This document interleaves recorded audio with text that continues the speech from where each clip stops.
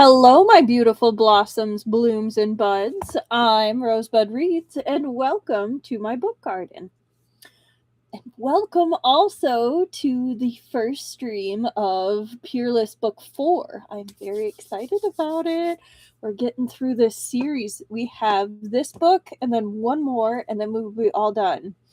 I don't even know how many months it's been since we started reading Peerless, but also Thousand Autumns, which is the connected universe. It'll be so interesting to kind of move on to a new universe. I'll have to put up a post soon about what books might be next. So I'm thinking about doing something shorter, maybe more lighthearted for the summer. So I was thinking maybe on the list would be like Bean Counter, or I don't know. We'll have to think tank it. But yeah, this is a very chill stream. What that means is that I will be chatting with my lovely book garden in the chat. I will be chatting to myself. I will be chatting to the book. It'll be shorter and lighthearted, so no meat bun. Yes. I'm not sure if I will ever read meat bun on this channel. Partially for the length. I mean, never say never, but if I do end up reading it, it will not be for a while. Partially also because there'd be a lot that I'd have to timestamp, trigger warn, etc., etc. It's a great series, just don't know how viable it is for YouTube. Yeah, I agree, Annika. It would definitely be a tough one to read live. Let's see. Yes, continuing with my intro. This is a chill stream, which means I will be chatting to my book garden, just like now, my book, and myself. And if that is not your flavor, that is perfectly okay. But maybe stick around, especially since we're starting another book in this series. You might enjoy it. And if you don't, that's also okay. We're very, very chill, just happy to be here. And I'm happy that you're here too. I am not a fluent speaker, and pronunciation is hard, so I may stumble over some words or not say something correctly, especially names or places, but I am doing my best, and I hope you enjoy. If I am saying something egregiously incorrectly, feel free to correct me in the chat or in the comments later, and I'll do my best to fix it. I will also occasionally look up some words if I am not 100% sure of what they're meaning, or if I'm just uncertain of what they mean, period. It happens. What am I forgetting? I feel like I'm forgetting. I am not sponsored, and I do not own anything. The only thing I own is the physical copy that is sitting right in front of me, and my time, and oftentimes not even that. But I'm doing this just because I can, and because I want to get these books out there. Hello, Truffle. Welcome. By the way, Annika, Truffle, how are you doing? How was your weekend? I almost forgot that we already, it's the first day from the weekend. Well, technically that's Monday, but first day I see all of you from the weekend. So, did anyone do anything fun? I had some family visiting, and I had a very lovely time. So I'm coming back kind of refreshed. A little tired, but kind of refreshed. But yes. Hey, random question. If two spouses or concubines in a multi-person marriage hook up, does that count as adultery? So I'm going to say it depends on what sort of arrangement is in place and kind of how chill whoever is the head of the 4 is a polycule. 3 is a triad, I think. Oh, Doing well. I got to meet the group for the China trip on a video call. My roommate is from Norway and loves TGCF. That's so cool, Annika. You have an amazing time. I know you haven't gone yet, but have a great time. I've been to China before, and my suggestion is definitely bring Kleenex because some places do not have toilet paper. Do not drink any of the water unless it is bottled, including ice, and try the food there. It's really good. Be a little leery of maybe some of the meat for street food, depending on the refrigeration you see. But other than that, like, go for it. Definitely go for it. Go for the kombinis. Don't just eat the American foods. I think it's definitely worth it if you do have a chance, though. Do try the McDonald's there because it is so vastly different. It is like next level. But yeah, one of the things that we almost forgot with the water thing was ice. So yes, make sure you do not get ice because it will melt.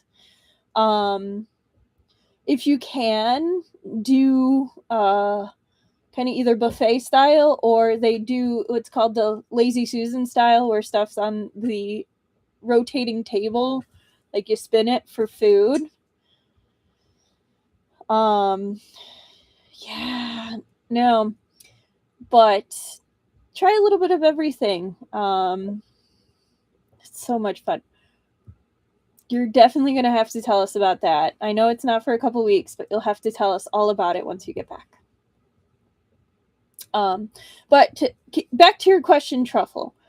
I think it potentially count as adultery. I think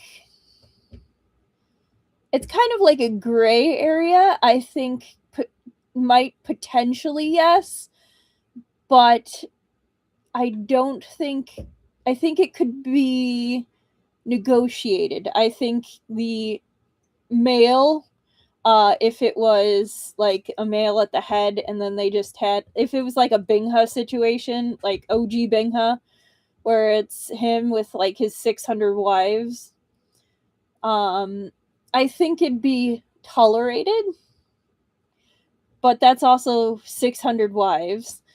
So I feel like in that situation, it'd be allowed. And for multi-person marriage hookup, it'd have to be what the people in that relationship agreed on, because a lot of the multi-people relationships had different agreements. So how lenient or not could be discussed.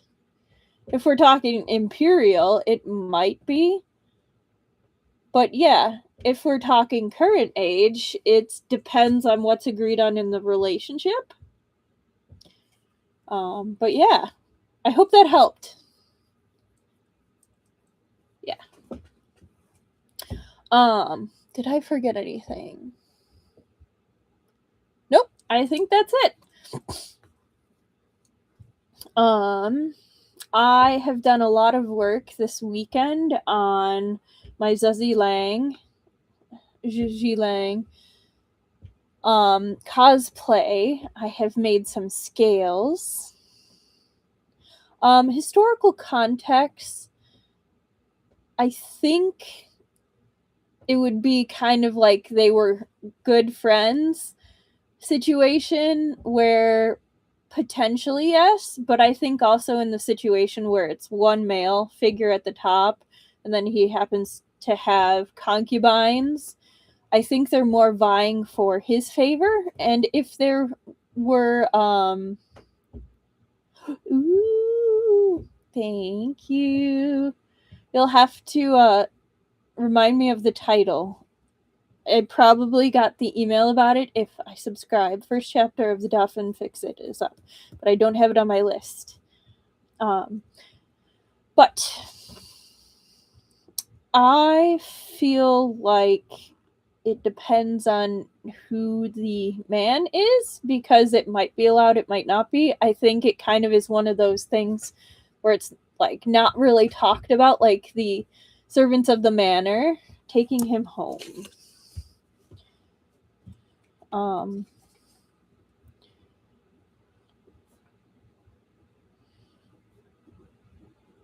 If we're thinking ancient China, probably would be considered adultery if it was even talked about. Just because things were a lot more conservative. Again, it depends on the figures, though. I have no historical backing for that, but just based on some of the other aspects of ancient China or ancient civilizations, it seems like that would be the answer.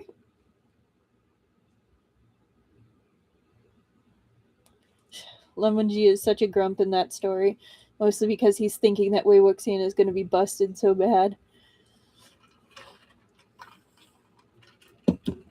Oh, yeah. So, this Zezi Lang cosplay, I've been making lots of scales, but yeah. I have nothing valuable to add to this discussion. I just want the wives to hook up. Yeah, go for it. So part of the package where I got some of the material for the Zezi Lang, I got this too. Truck Kun on the way to Isekai U. And I thought it was fun, and I'm gonna share. But anyway, I will share progress with the Zezi Lang cosplay as more comes. I got one of the outer layer pieces. I need the backing, which will arrive tomorrow. But I'm going to have to dye my own robe just because the robe that I was hoping would work that came is not going to work. So we're going to have to go old school and actually dye it myself, which is going to be so much fun. So much fun. Hi, Rika. Welcome to the stream. We haven't started yet. Usually for the first book, we chat a little bit longer, and I also ended up just getting a fun sticker. But welcome. We're happy you're here. We will get started with the actual reading in just a minute. We have a tradition where we open a blind box for the first book. So this is this one today in a series. Well, not just in a series, but every first stream of that book, we open another blind box because I have a blind box addiction, and this way I at least blind box responsibly. There we go. Right? Okay, so we have a couple of these already. So I'm just going to open it, but just a reminder, these are the potential ones we can get. We'll just go for it. But yeah, welcome. I noticed some of your comments on some of the other books, and I really appreciate you writing some comments. Hope you have been enjoying the readings. All right, I am not going to look at what the card is. Oh, we have extra pieces. Oh, I'm glad. All right, here we go. Oh, this one's cute. Nope, it's wrapped. Hang on. I think this one, it's got something that's shiny. And I, of course, just cut my nails, so I cannot get the shiny off. Okay, I'm just going to show it. Look how cute that is. My goodness, the detail, even just like right here, this is ridiculous.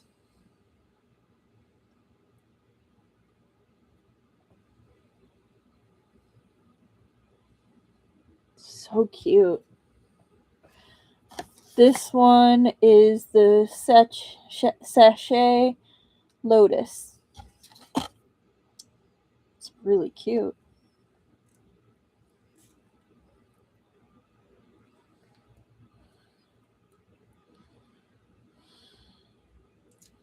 Ha! I got the little sticky. Yeah. Oh, and we have additional pieces.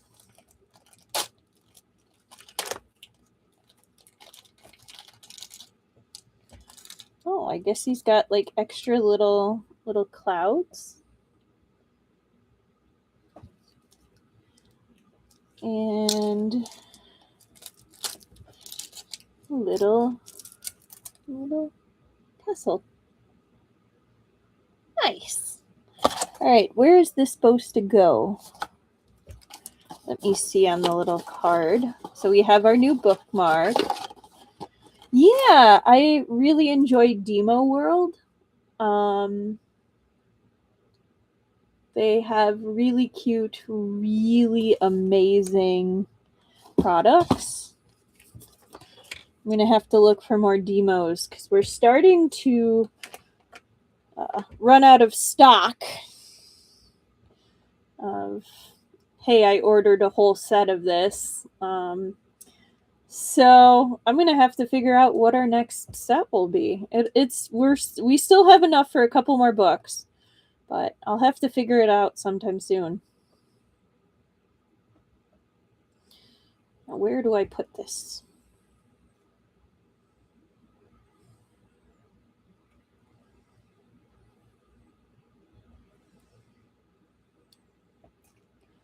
Here we go.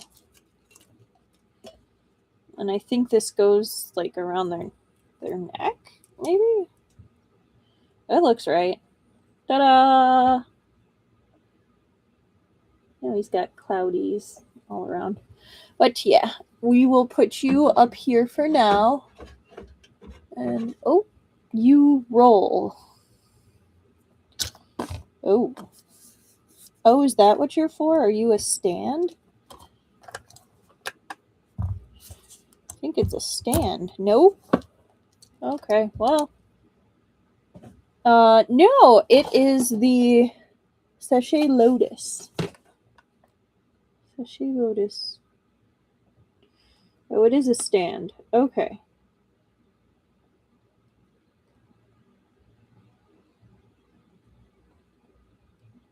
Ta-da. Okay, so this goes under. Ha! Ha ha! I figured it out. Okay.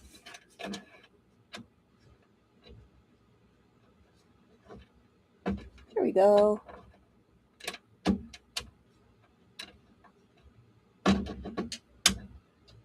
Ha! Yes.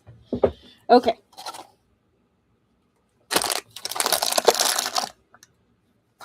Okay. Sorry that kind of stalled out while I was figuring out how to do it. But that one's super cute. I like it. Okay, who's ready for some Peerless? Last time we had a little bit of double cross with a few of our characters, actually. And one very notable thing happened, aka our boy got stabbed. Chubu Chu got stabbed by Feng Xiao, which was quite a surprise. But I wonder, is this actually what happened, or is this all a trick? It seemed quite convincing, but part of me, partially because we have two other books, one of which had, like, both of which still have Chubu Chu, makes me think there's a plot afoot. Yeah, nothing says I love you like a friendly front stab. Oh, I just realized that my microphone is all over there. So I apologize if that first part was quite muffled. It very probably, most likely, almost completely is a trick. It was a good way to get two opposing parties out of the way. Very much so. But yes, surely this author can't have the love interest betray the main character. Oh, wait! That's quite a theme with this author. Same thing with having a chronically ill character. They very much like the sickly beauties. Hopefully that makes the microphone a bit better now that I actually put it where it's supposed to be. That being said, I still think there must be some kind of trick. Very much so. All right. Let's go ahead and get to it.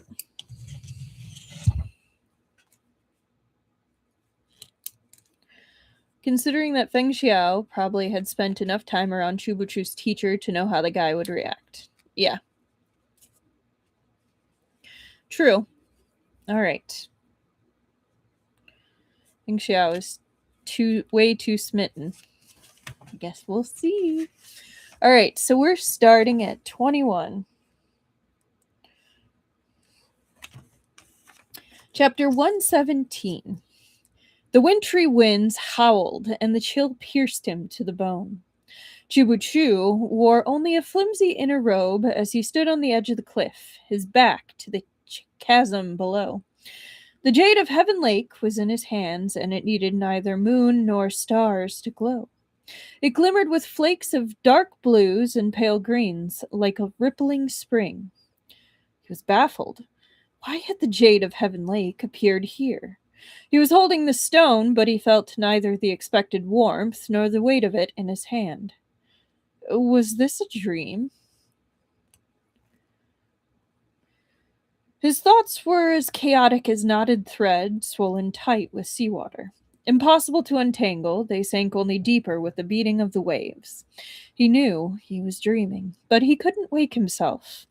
In the depths of his confusion, he felt there was something important he still had to do. I just remembered right now, if there is a trigger or potential trigger, I do not know of it until it happens. Since this is the live, I have never read this before, so there's only so much I can predict.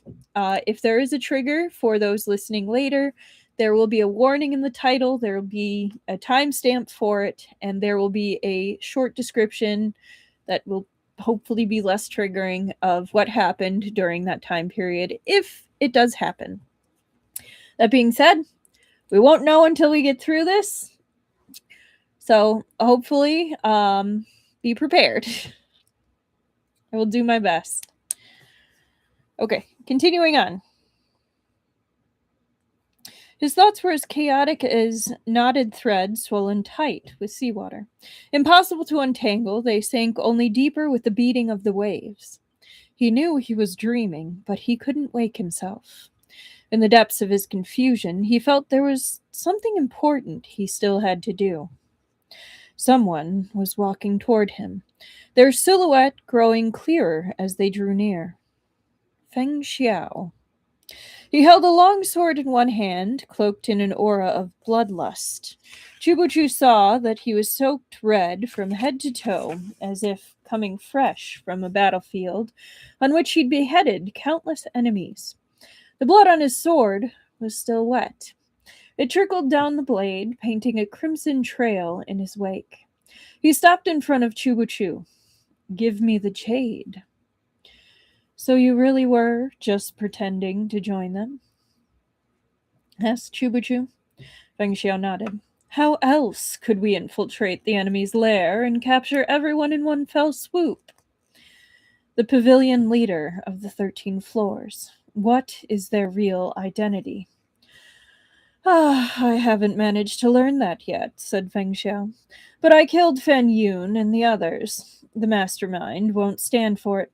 Sooner or later, he'll reveal himself to me." Feng Xiao's face was splattered with blood, his hair wild. A few strands tugged themselves loose and fell scattered over his temples, but he paid them no heed. His gaze was as keen as a knife, the slant of his mouth cold. The usual relaxed and carefree air he wore when chatting and laughing was nowhere to be seen. Okay, so I feel like we've had a little bit of a time skip. Like we've missed something. Uh that or it's still a dream? So I guess we'll see. Give me the jade, he said again, holding out his hand. You stabbed me and left me for dead, said Shubuchu coldly. I need the jade to heal myself. Why should I give it to you? Even in the dream, the two rivals pulled no punches. Neither was willing to concede an inch to the other. Chubuchu had no friends. He didn't need any. There would always be more cases for the Shuyui Bureau to solve, enough to consume any spare moment he might have. Yet somehow, in recent days, Feng Xiao had become inextricable from those cases, to the point where he was present more frequently than Xiao Xian and Zhang Sun. On the surface, the two continued to match wits, never overlooking an opportunity to set one another up for a fall.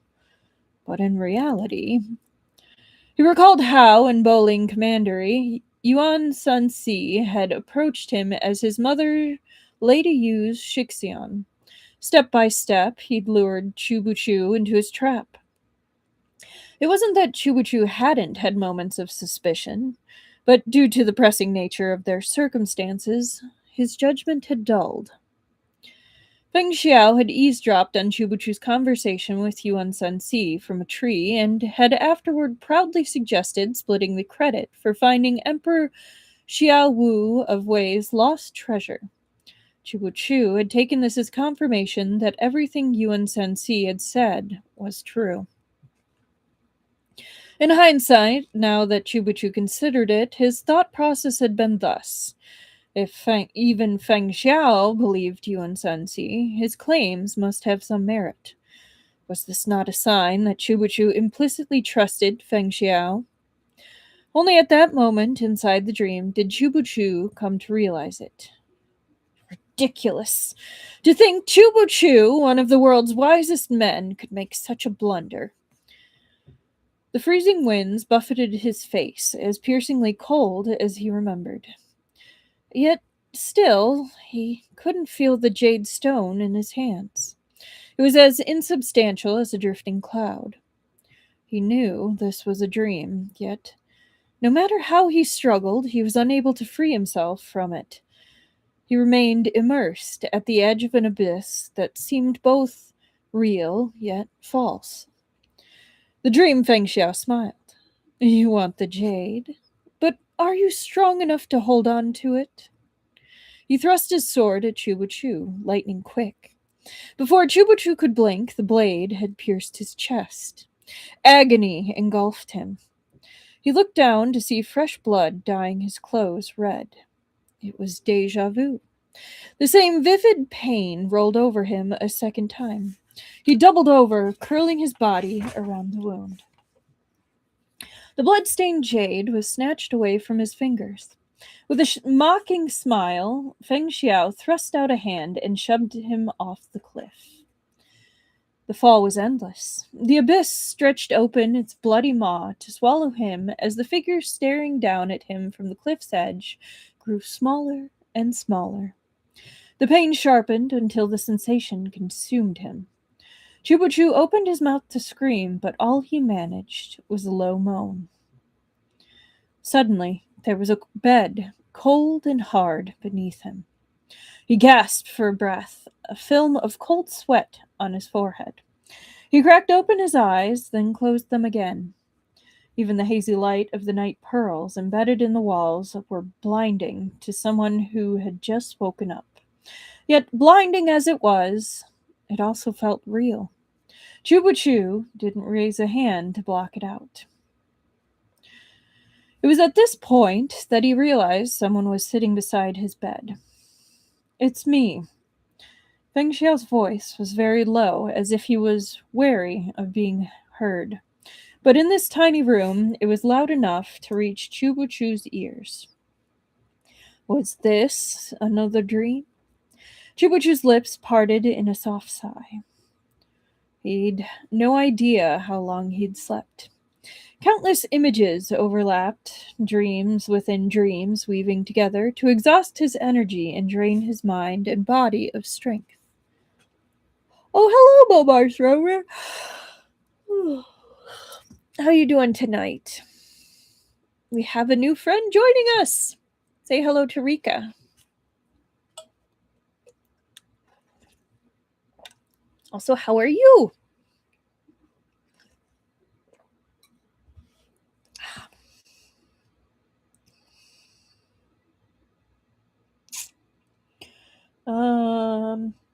So we literally just started a little bit ago. So Chubuchu is kind of in a dream sequence where he is wondering about what happened. He's dreaming that he has the uh, cloud of heaven, the jade.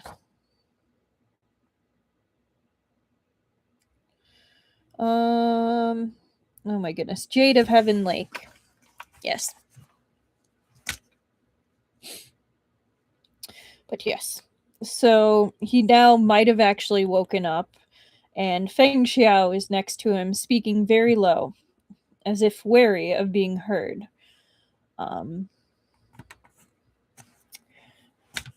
Your heart and lungs are undamaged. I avoided all your vital organs. Though you lost a lot of blood, Fan Yun intervened in time. Once the wound heals, you'll be as good as new. Um, I wonder, did you have a good weekend, Momars Rover, or have anything new to add? Love to hear it. Feng Xiao helped him up and held a bowl for him to drink some water. But Deputy Chief Feng rarely, or perhaps never, waited on others. He tipped the bowl a little too quickly. The remainder splashed all over Chubuchu's face. Of course it did. Chubuchu didn't react. He suspected he was still dreaming, though this dream seemed more absurd and ridiculous than the rest. Oh, very nice, Momars Rover. That's awesome. My mistake, Feng Xia laughed, and raised his sleeve to wipe at the water dripping down Chubuchu's face.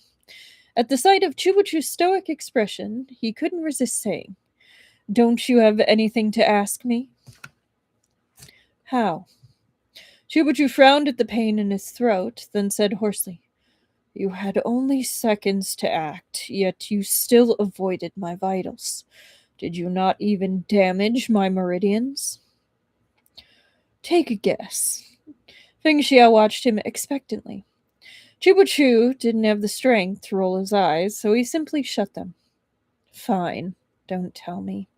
Who the hell was bored enough to play a game of riddles in a dream? When Feng Xiao stabbed him after this particular disagreement, he could fall into the next one. But this time, he felt none of the expected pain between his ribs. Hey, don't fall asleep. Feng Xiao reached out and pried Chubuchu's eyelids open.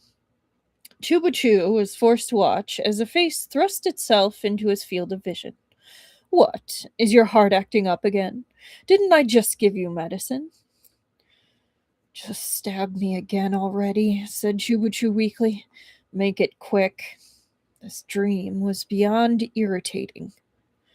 Fine, I'll tell you. Feng Xiao huffed. You've finally woken up, so why are you playing dead?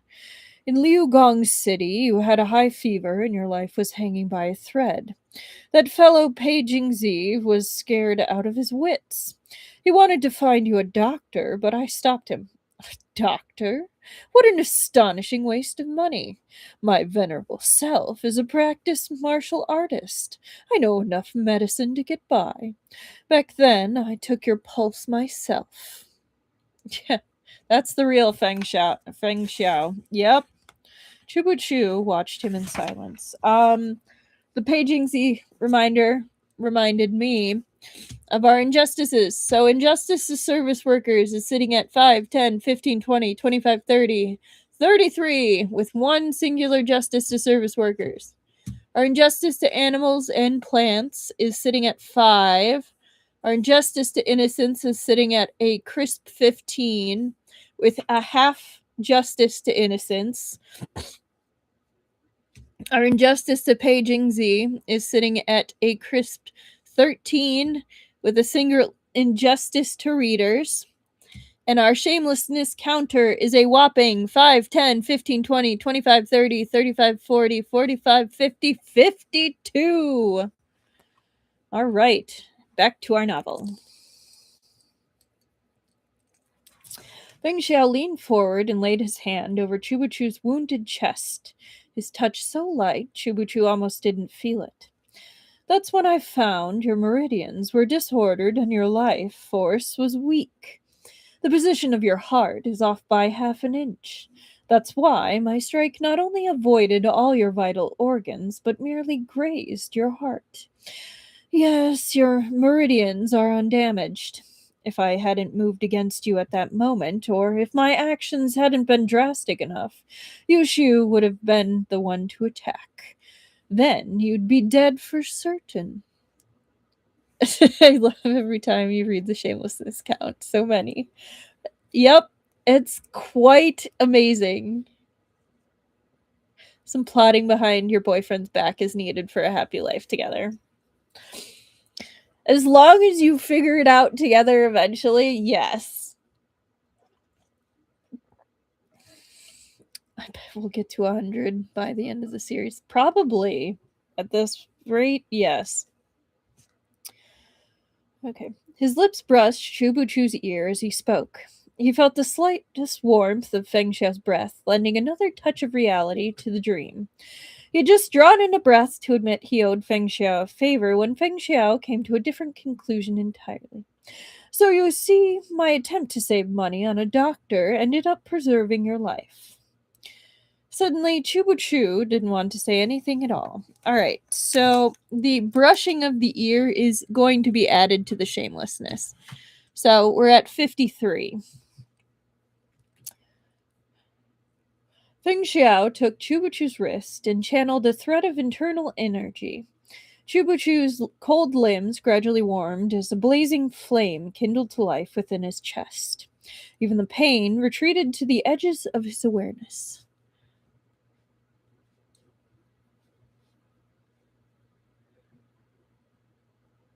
Yeah.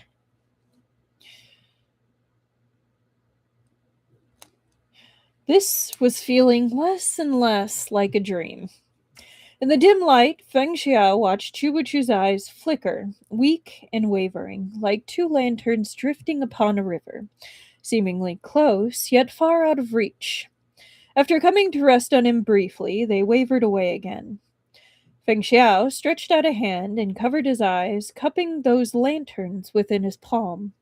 Immediately, Chubuchu seemed to steady himself. His eyelids tremored slightly, and his lashes brushed Feng Xiao's palm, tickling him. Just relax, Feng Xiao sighed.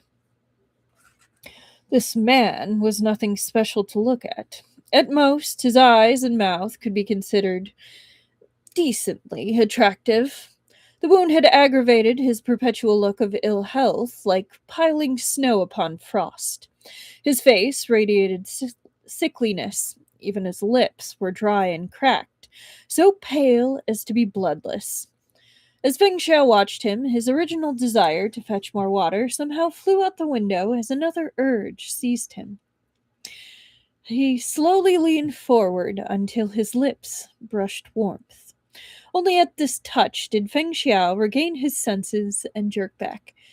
So that is another count to our shamelessness, so 54.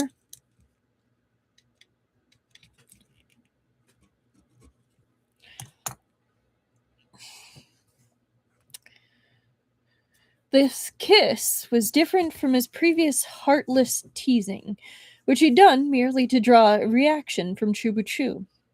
Feng Xiao realized with a start that he hadn't been thinking at all. Terrifyingly, he'd done it on pure instinct.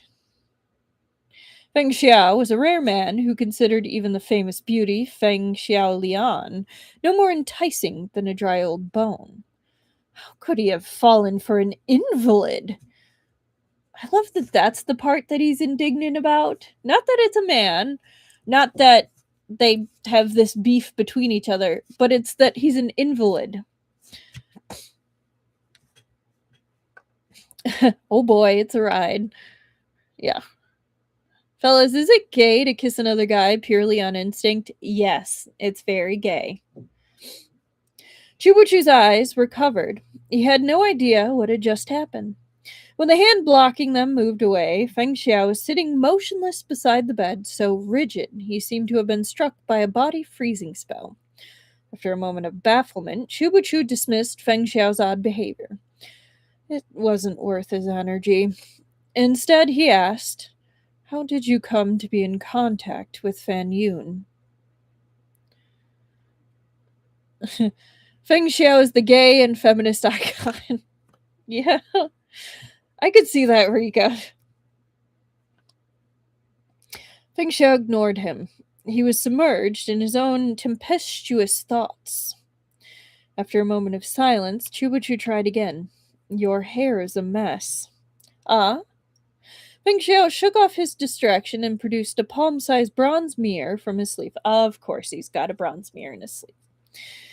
He turned his face to the night pearls and examined himself with the keen gaze of an expert martial expert as he adjusted his hair.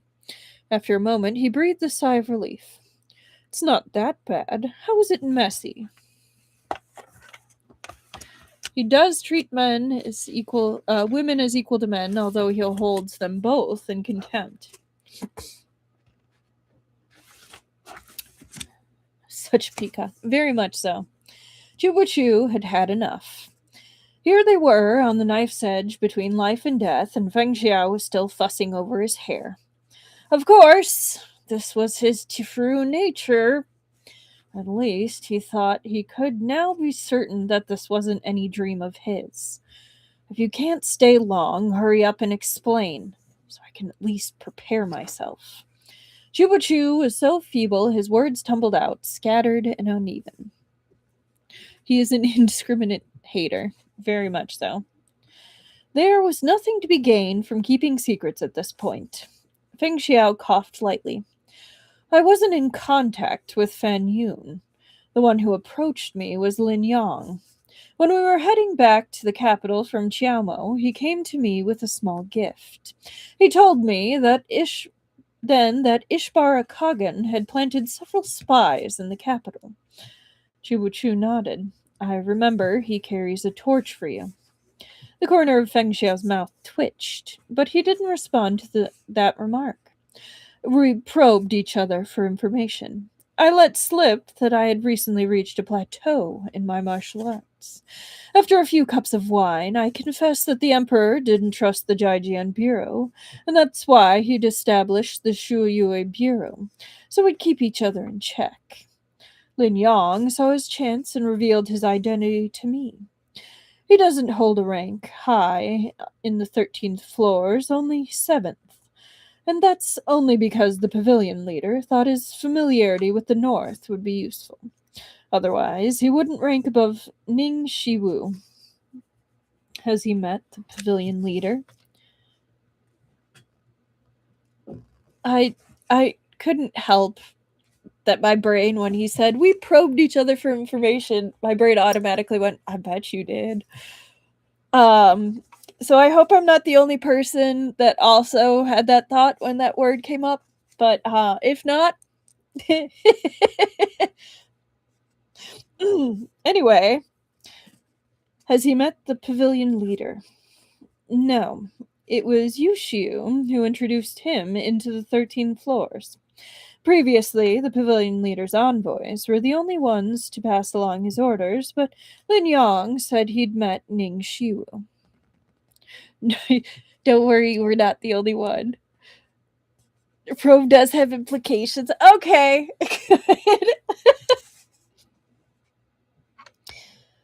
Injury hadn't dulled Chubuchu's wits. So the pavilion leader resides in the south. That is my belief as well, said Feng Xiao. Lin Yong offered me 3 incentives for joining them. 1, I would receive a noble title from the future emperor for services rendered to the throne. 2, the pavilion leader would share the refining jade technique. 3, I could leverage the strength of the new royal court to unify the demonic sects. He even gave me a valuable goodwill gift by order of the pavilion leader. The Sarira of Chu Yuang, the former leader of the unified demonic sects. Sarira. All right. There's one of those words that I talked about where I'm not 100% sure of what it means. Sarira. Hello, Esper Lady. So a Sarira, yep, are pearl or crystal-like bead-shaped relics found among the cremated ashes of Buddhist spiritual masters, symbolizing their wisdom and purity. These sacred remains, sometimes called Buddhist human pearls, are believed to emanate blessings and are frequently enshrined in stupas or pagodas. So, the definition and origin is derived from Sanskrit. The term originally means body. They are regarded as the physical distillation of a life well lived in devotion. Yeah, it's a very interesting one. So, Esper Lady, we have a new friend joining us. Say hello to Rika. Yes. Okay. In Himalayan Buddhist tradition, Sarira are believed to ward off evil and confer blessings to those connected to them. While often attributed to spiritual attainment and purification of the monk, some attribute their formation to specific high-temperature cremation techniques. Sarira are sometimes referred to as relics of the Buddha in the Mahaparinibbana Sutta. I probably said that wrong, and for that I apologize. Very cool. Now even Chubuchu is surprised. A valuable gift indeed.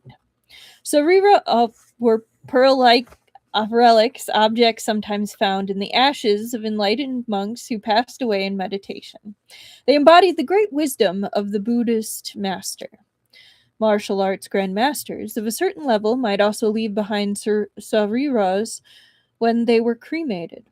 In these cases, the sarira contained all the power the grandmaster had possessed in life. Should any Jianghu practitioner get their hands on one, it would have miraculous effect on their martial arts. But the sarira of a grand master was almost impossible to find, never mind the sarira of the great Chu Yuang. Naturally, it would be a strong temptation for Feng Xiao himself, a demonic practitioner. But I don't understand, said Chubuchu. Chu Yuang's sarira is far more valuable than the refining jade technique. Why didn't the pavilion leader make it one of the incentives? Wouldn't that be far more tempting? Speaking so many words in a row left him short of breath. He coughed, aggravating his blood and chi. His wounds ached. Meng Xiao wrapped his fingers around Chubuchu's wrist and continued channeling internal energy into him. Despite the imperious style of his martial arts, his internal energy was gentle, moderated to a perfect flow. Chubuchu felt the slightest twinge of discomfort.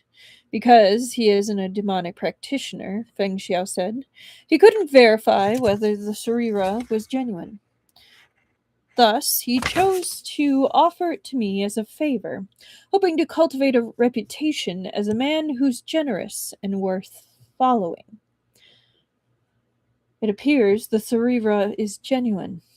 It is, said Feng Xiao with a smile. Though there's only one, it will be a great boon to my internal cultivation. When the pavilion leader realizes he gave it to me for nothing, his heart is sure to ache in regret. For now, he sent a message through Lin Yong that he has 2 more sariras. If I commit to joining the 13 floors, he'll give both to me once they achieve their goal. Chubuchu gave a mocking laugh. Their goal is usurping the throne. So the refining jade technique was enticement enough for you to set me up. There's a reason I didn't tell you in advance. The few words Lin Yong passed on made it clear that there was someone in the 13 floors who knew you very well. Someone who was even familiar with your past. I suspected Xiao Xian or Zhang Sun. Chubuchu frowned. So you said nothing to me when I sent Zhang Sun to Donghai Commandery. Precisely. I didn't know who the spy was, what position they held, or how much they knew. Of course, I thought it best to say nothing. I was certain they tried to recruit you, but I didn't expect you to be so steadfast and unyielding in your refusal. What happened to all that cunning? Did you truly plan on letting Yushu torture you to death if I sat back and did nothing? Cocking his head, Chubuchu asked, when you looked at me, weren't you hinting that I shouldn't accept? I was telling you to play along. Chubuchu saw what Feng Xiao saw what Chubuchu was about. Don't try to push the blame onto me or extract compensation. I'm telling you, this time you brought this on yourself. These are your just desserts. By the way, how you doing, Esper lady? I realize I didn't ask. Chubuchu blinked twice, slowly, then said with great difficulty, You've already joined them. If you were really a member of the 13 floors and saw me cooperate so readily, wouldn't you presume something was afoot? Fen Yun definitely would, and if you remained silent, he'd have suspected you too. I'm glad you're doing great, Esper lady. So, you see, my sacrifice was all to protect you. Ah, very cool. That's a great musical. How Feng Xiao managed to avoid being poisoned is beyond me.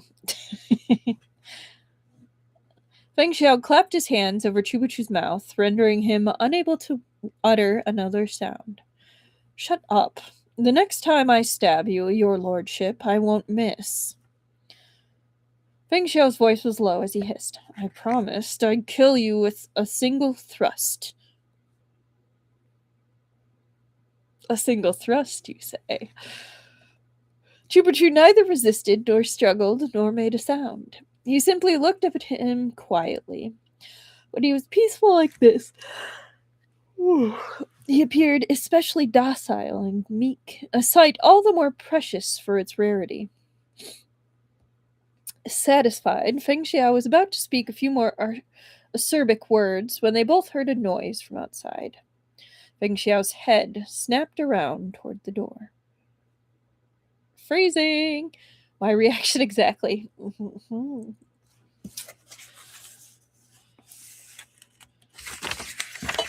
right.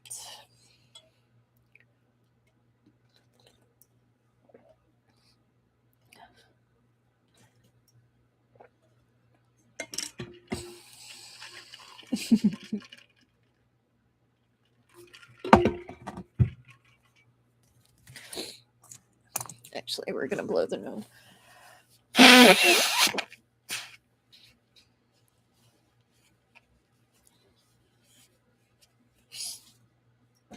Okay. No!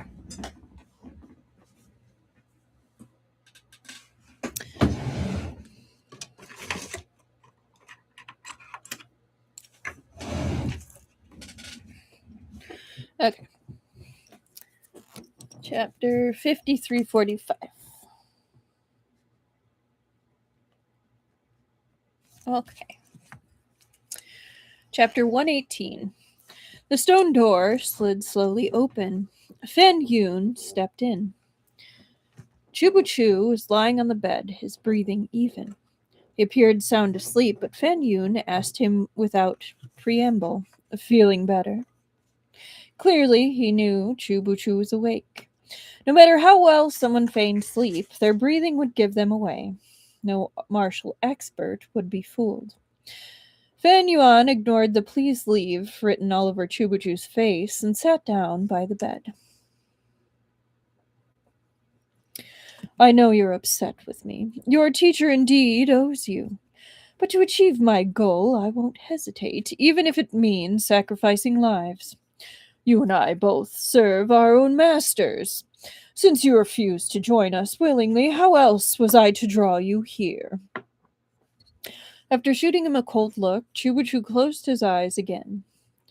Since the two Jin dynasties, countless visionaries have thrown their weight into moving the world.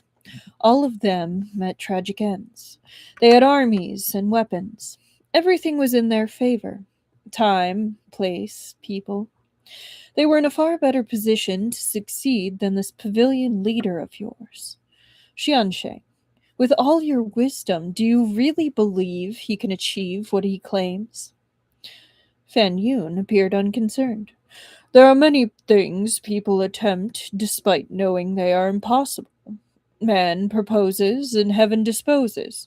Buchu, you say time and place were in their favor. Then you should know that, just as some visionaries succeeded due to fortunate timing, others failed precisely because their favorable placement. Take Yang Jian, for instance, who usurped the throne through his daughter's connection to the emperor. Bluntly, he rose to power because of a woman. Though history will remember his name, the stigma can never be erased. You shouldn't underestimate the pavilion leader. He's more capable than you can imagine. To which you sneered. He's gathered so many martial arts masters and has pawns like Feng Xiao and Yuan Sensi planted within the imperial court. Not to mention a strategist like you, Fan Xiansheng. He is indeed quite capable. Is that all you think he has? Asked Fan Yun meaningfully. At that, Chubachu narrowed his eyes, but Fan Yun didn't continue. Instead, he took a porcelain bottle from his lapels. This is a medicine that nourishes blood and qi. It's no poison. It'll do you good. Whether you take it or not is up to you. Rest well. Yeah, I was about to be like, really? You're offering me medicine. I wouldn't trust your medicine.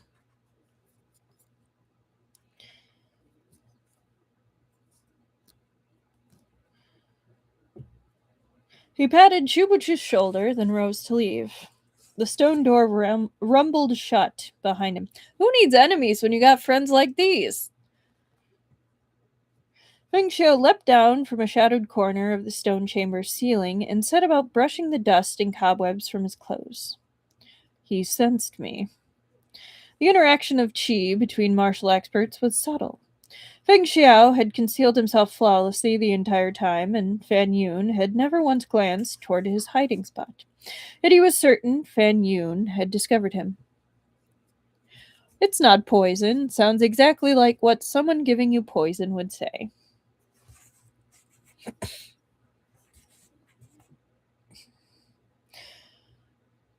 Yet he was certain Fan Yun had discovered him.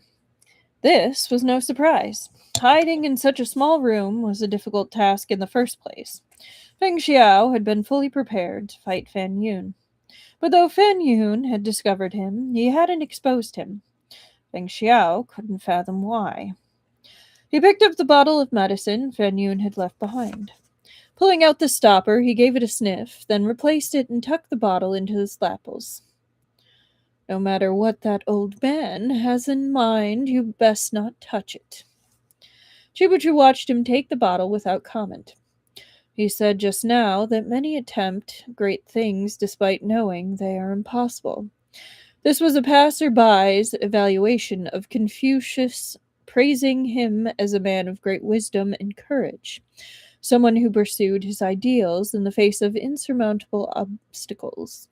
By applying it to himself, Fan Yun is saying he has his own troubles. He seems to hint that the pavilion leader's subordinates aren't limited to the people we're aware of, that he's holding a trump card we have yet to discover. I feel like the mentor is also not fully on the 7th floor side. I think it's 13, but no, I know what you mean. He has his own agenda. Like he he I see what you mean, Rika.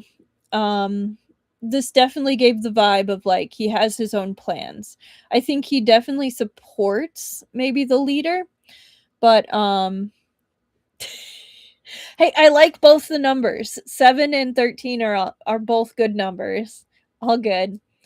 Um no, he definitely is a person with his own agenda, just like so many of the other people within the 13 floors. Um it'll be interesting to see how it goes.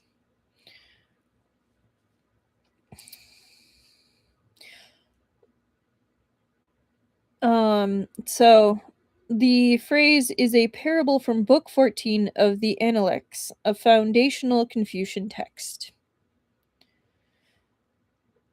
He seems to hint that the pavilion leader subordinates aren't limited to the people we're aware of, that he's holding a trump card we have yet to discover. Are you saying Fan Yun's a double agent, toiling away patiently in enemy territory? Feng Xiao scoffed. He stood back and watched as I stabbed you in the heart. What an exemplary double agent. He certainly gives the role his all.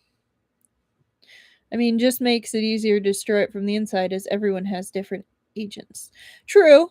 Very true, Rika. Chibuju sighed. There's another possibility.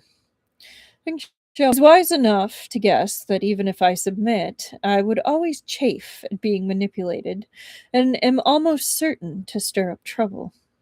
Yeah, we picked up on that. Feng Xiao found this observation deeply amusing.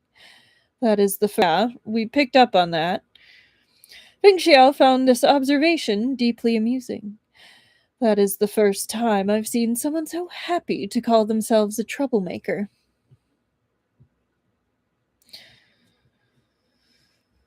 Uh... Chubuchu regarded him expressionlessly, and Feng Xiao reached out and flicked his forehead. If your body and mind are at ease, your ailments will heal themselves. I'm just helping you recover faster. You should thank me. Well, thank you with a slap across the face. A moment of tolerance would bring lasting peace. Chubuchu closed his eyes and continued. Since Fan Yun didn't strike at you, we can assume he won't expose you to Yushu and the others for now. You came to infiltrate the enemy's lair. What preparations have you made? This baffled Feng Xiao. What do you mean, preparations? Surely you weren't simply planning on fighting your way out alone. Chibuchi's voice rose slightly in exasperation, but he started coughing before he could say more. Yours truly is a man of peerless wisdom and courage who can take down 100 men single-handed. Why would I need anyone's help? Feng Xiao asked in surprise. A moment of tolerance would bring lasting peace.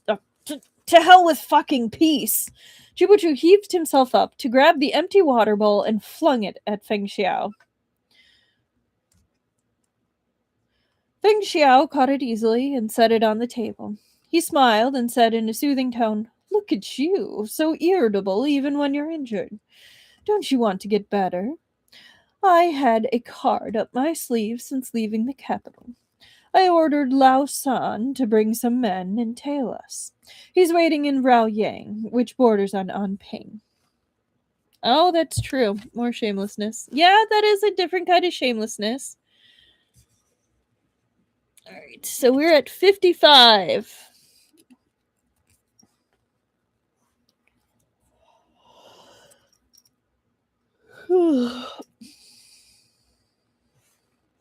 Now that he was talking sense, Chubuchu calmed down. Even so, his outburst had induced another coughing fit.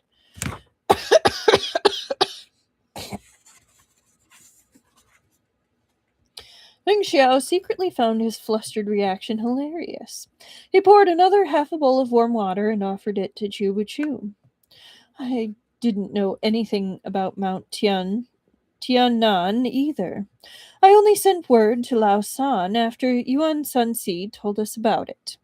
They should have been en route when we set off, but without anyone to guide them, So it'll take them some time to find this place. Not to mention, there's the Ursa Major twin jade array, which will slow them considerably. I don't imagine there's anyone other than you and Fan Yun who can break it. Correct, said Chubuchu. They may not find us unless we create some kind of disturbance to draw them here. I'll think of something, said Feng Xiao. You should get some rest, Taoist Master Chu. Who knows how long you can soldier on with that broken-down body of yours? You should moderate your temperature. At least you find yourself in the underworld before you've had a chance to defeat the 13 floors of Yunhai. As long as you don't anger me, I'll be fine, said Chubuchu coldly. Feng Xiao blinked, then struck out with lightning speed and tapped Chubuchu's sleep acupoint. As Chubuchu slumped, Feng Xiao caught him and laid him down on the bed. Forced into sleep, the crease between Chubuchu's brows remained, as if his still spiraling thoughts rendered him unable to slumber in peace. Feng Xiao spent a minute rubbing the crease to smooth it out. It was only in moments like this that Chubuchu looked so harmless and fragile. That's kind of shameless, not gonna lie. So we have 56. Kiss! I think we got our kiss for the chapter, but maybe Rika, maybe soon. But he only looked it. Not only was he possessed of a venomous tongue, this man carried in his chest a heart of stone. There was nothing he wouldn't do to achieve his goals. He had an ungovernable temper and was impossible to placate. Though his ailing body was like a candle flame guttering in the wind, on the verge of going out. Even his name, Chubuchu, had a cold and alienating air, like a mountain boulder that had weathered rain and winds, frost and snow. It did not require the understanding of strangers nor the intimacy of potential friends. To be cursed with the misfortune of falling in love with a man like this, the crimes of one's past life must have been unforgivable. And here was Feng Xiao, handsome and dashing, a man of unparalleled elegance. The instant he opened his mouth, beauties lined up at his door. Even Feng Xiao Lian, a woman captivating enough to topple nations, had desired a night with him, to say nothing of, let's do this, the countless other men and women who'd vied for his favor. His admirers were everywhere. The heavens hadn't only bestowed him with uncommon beauty, they'd also gifted him with extraordinary intelligence. Growing up, whatever he wished to learn, whatever he wished to obtain, he did so while barely lifting a finger. Even the position of Fajing sect leader, one countless demonic practitioners coveted and bled for, had been tossed to him like a hot potato simply because the previous leader desired him as a successor. Feng Xiao wasn't one of those hypocrites who remained outwardly reserved despite inward arrogance. Well, no, you're just complete arrogance. It's not outward resolved. Past life, Feng Xiao's done enough in this life to merit punishment. Good point, Truffle. Meng Xiao wasn't one of those hypocrites who remained outwardly reserved despite inward arrogance. He really did feel that, in all the world's vastness, few could keep pace with him. Chu Yu Wang, Yan Wuxi, and other leaders of the demonic sects might be his match in martial arts, but Feng Xiao was certain that when it came to beauty and brains, he was their superior by a wide margin. Yan Wuxi mentioned! How could a man as perfect and peerless as himself fall in love with an invalid who was practically on death's doorstep? There's Peerless name title drop. Not only did Feng Xiao refuse to believe it, if he told anyone else, he suspected they wouldn't believe it either. That whole statement was pretty shameless of like, hey, I'm the best and I could still beat them. So we are at 5, 10, 15, 20, 25, 30, 35, 40, 45, 57. Feng Xiao glanced left and right, then plucked a night pearl from the stone wall. He shone the light over Chubachu's face, but still couldn't see anything special about it. An average nose, an average brow, the eyes and mouth were somewhat better, but only somewhat. They couldn't match even 1/10 of his splendor. He suddenly recalled that wretched situation where they found themselves in together out they'd found themselves in together outside Liugong City. Like two mountain tigers trapped on the plains, they fled for their lives on the border of the Gobi. At the time, they'd each had their own agendas, yet they'd put aside their differences to cooperate temporarily, holding in that cave beneath the cliff, huddled in that cave beneath the cliff as they waited out the blizzard and the night. Chubuchu had even forced Feng Xiao to call him Daddy 3 times. Back then, Feng Xiao had silently sworn that the moment he extracted himself, he'd make that sickly man kneel on the ground and cling to his legs while calling him Daddy in return. They really do have a daddy thing. Yan Wuxi would really dispute that remark on his intelligence. Very much so. And what had been the result? Instead of looking down upon him in disdain, that sickly man's face, when he looked upon it now, gave him a burst of spontaneous joy. That simply wouldn't do. Actually, no. This simply would not do. His thoughts raced. He reached out and placed his hand on the nape of Chubuchu's neck, his palm flush against Chubuchu's skin. Feng Xiao could feel beneath his warmth the feeble pulse of his life. He slowly tightened his grip. All right, now. No need to be dramatic. There was no evidence of pain in Chubuchu's expression.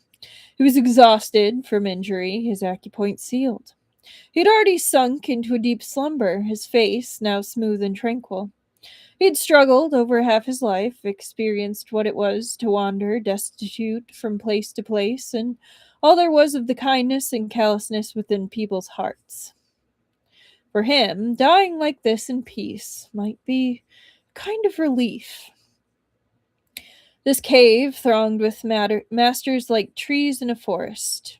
Traps lay around every corner, and danger stalked them with every step. Fan Yun, Yu Xiu, and Yuan Sensi were challenge enough, to say nothing of the pavilion leader, who'd yet to reveal himself. If Feng Xiao hoped to escape unscathed, he'd need to pick his opportunities carefully.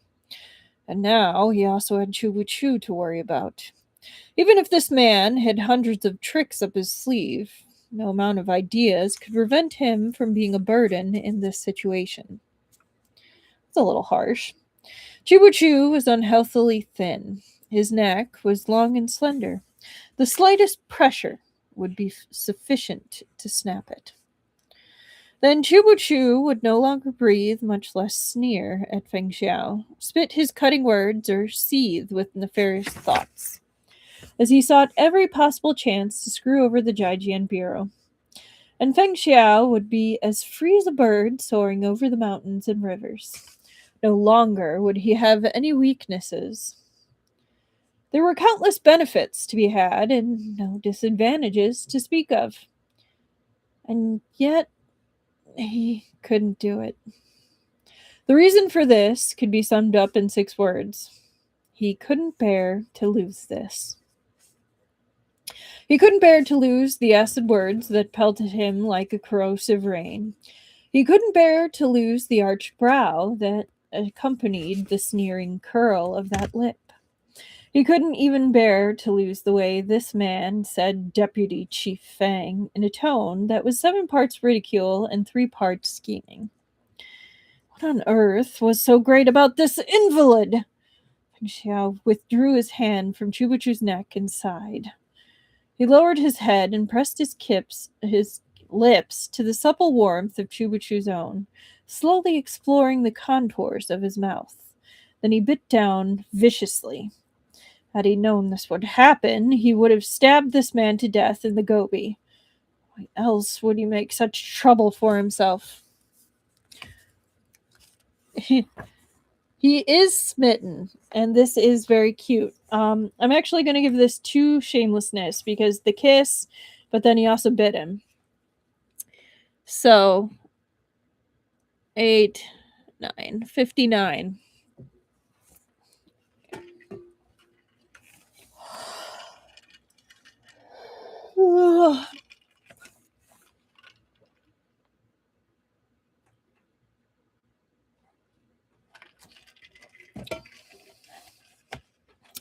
I realized they didn't actually show the pictures in the front. So I'm going to do that quickly. But so here's our cover. Which that is quite the smirk on Feng Xiao's face right there. Like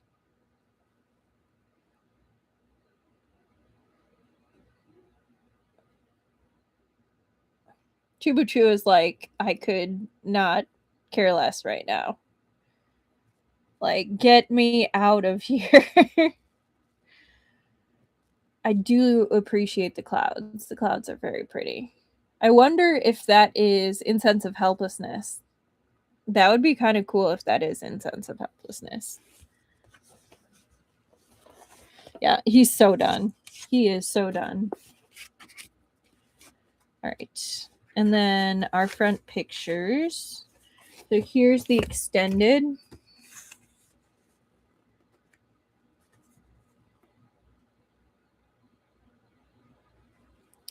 I'm going to take a wild guess and say these are some of the members of the 13.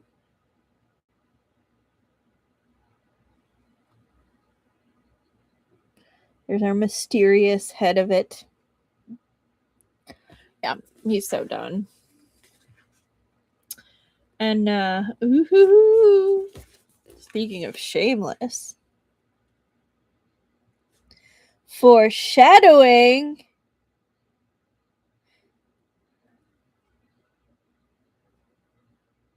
Hot.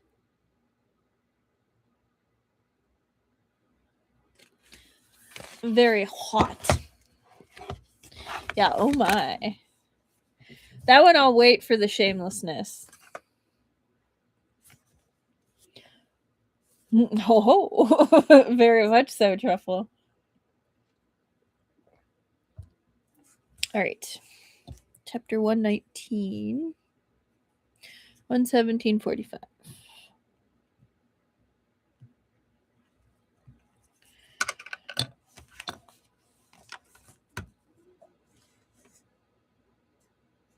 Yes, they are kissing. All right, chapter 119. Upon leaving the stone chamber, Feng Xiao followed Fan Yun's instructions and proceeded to the main hall at the center of the cave complex.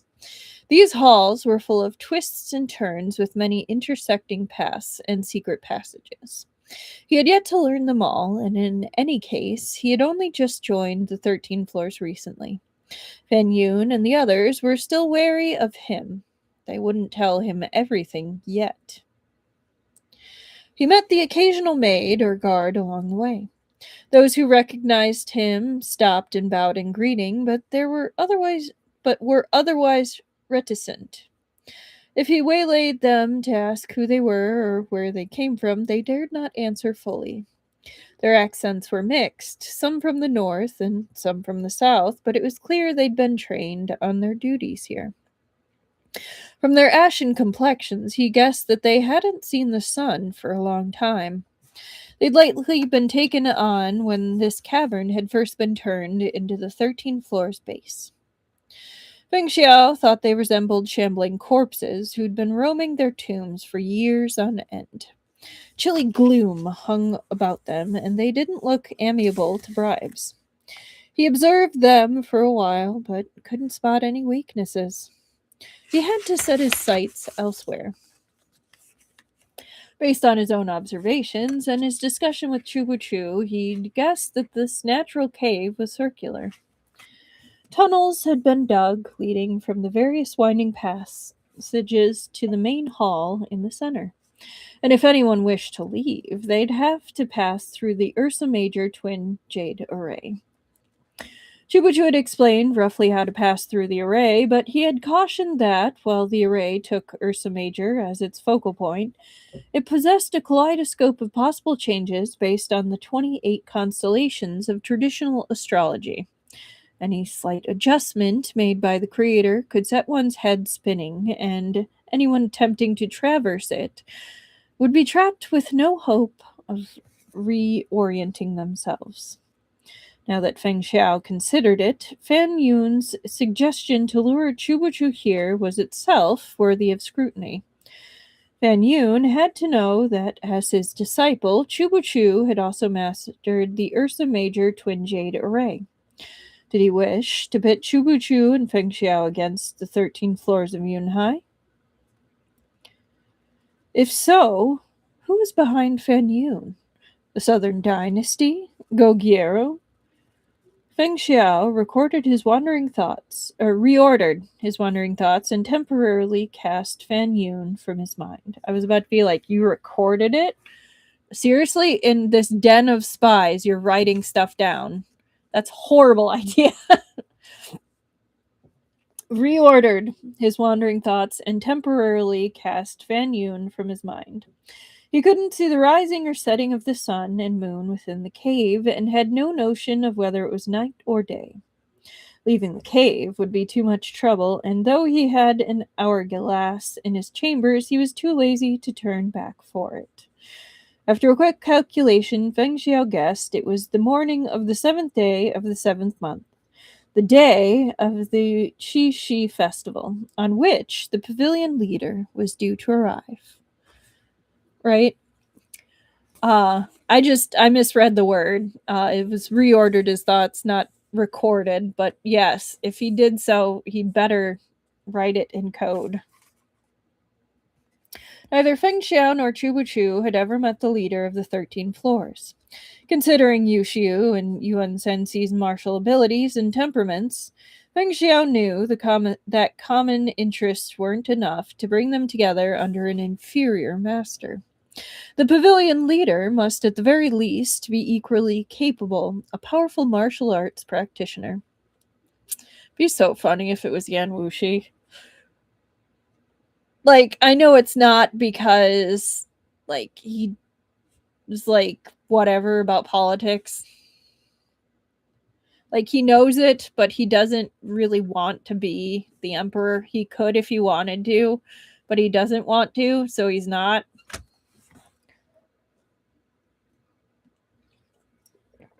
He's the puppet master behind the scenes. I don't think it really is, but it'd be funny if it was. 1 second.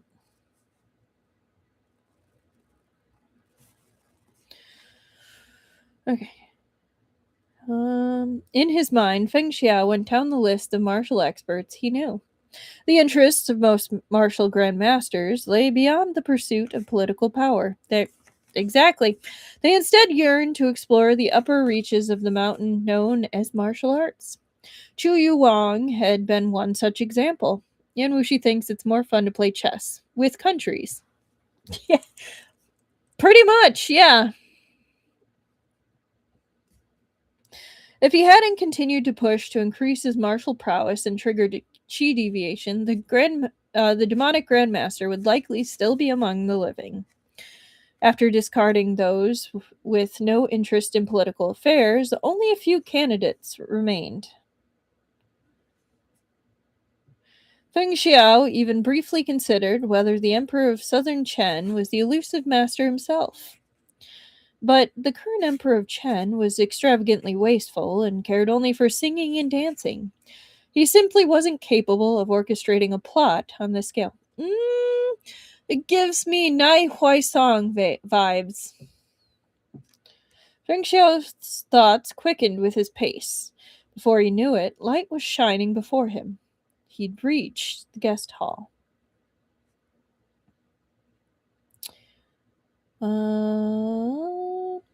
Several people who'd been conversing among themselves turned around. One hurried over, his face animated with surprise and joy. Yu Tian, I missed you dearly the entire way here. Feng Xiao's lips twitched slightly. He smiled. It's been a while, young estate master Lin. Only Chu Wu Chu were capable of words like I missed you dearly. Ooh. He imagined Chu Wu Chu's pale face flushing crimson as he was forced to stammer those words. He didn't break out in goose flesh at the thought. Instead, his lips curved in secret anticipation. What an awful pity that Taoist Master Chu would never say such a thing. The man who'd hurried over was, of course, none other than Lin Yang, the young master of Yangdang Mountain Estate, ranked 7th among the directors of the 13 floors of Yunhai. Feng Xiao had become acquainted with Lin Yang by chance many years ago, but he'd quickly sensed something darker lurking beneath the man's frivolous demeanor and had sent someone to investigate. Sure enough, the true Lin Yang was nothing like the carefree and spirited image he presented. He tortured his servants, whipping them with steel cords for the slightest infraction. More than a few corpses were transported out of his estate every month. That is definitely going to be an injustice to service workers. So 5, 10, 15, 20, 25, 30, 34. As well as an injustice to innocence because they're just there. So injustice to innocence is 16. That's a big yikes, Truffle. I agree. So I was about to be like, oh, so like Nai Huai Song. No, not like Nai Huai Song.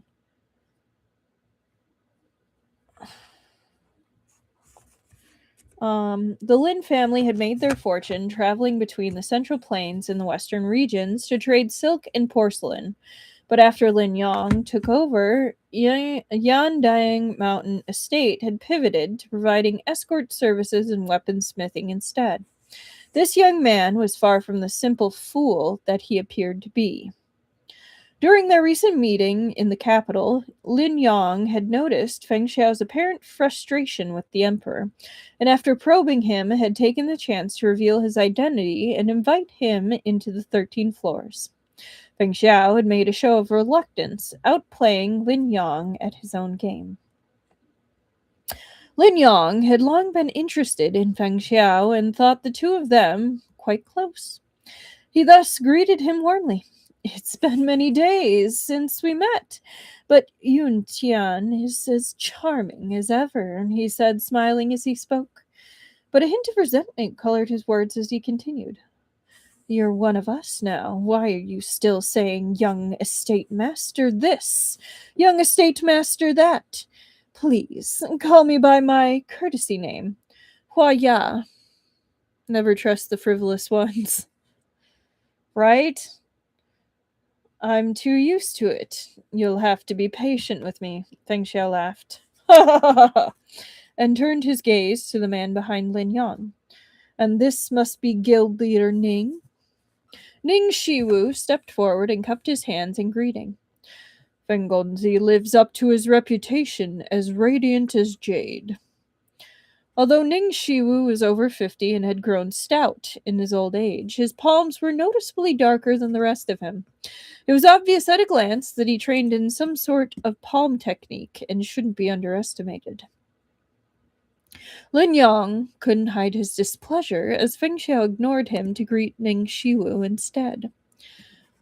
He has no interest in you, said a voice in his ear. Why delude yourself? Lin Yang's face grew stormy as he turned to Yu Xiu. That was not the right voice. I thought it was going to be.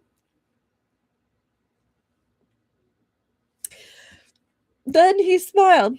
If you hadn't lost that eye, I'd speak pleasantly to you, too. It's a pity your looks are no longer worthy of your reputation. Perhaps His Highness, the Prince of Jin, felt the same way. Is that why he discarded you, his loyal pawn? Yusiu sneered. Just because you're a cut sleeve, you think everyone is. If not for my respect for the pavilion leader, I'd have killed you long ago. I don't know, I'm kind of digging that voice for him. Some of those present were in charge of canal transport in the south, while others amassed riches within the northern dynasty. Fan Yun was a walking treasury of knowledge, and Yu Shu was a man daring enough to masquerade as a Gokturk Khagan, who'd stirred up a tempest with a flap of his hand. True, Chubuchu had dashed his plans and rendered him a fugitive, but he'd still been the counselor of the Prince of Jin. He'd been privy to many of the prince's secrets and knew a great deal about what went on behind the scenes at the imperial court. I was right the first time. Their current company alone was capable of whipping up towering waves. Even without the aid of Feng Xiao and Chu Chu, overthrowing a dynasty might not be an impossible dream with sufficient preparation.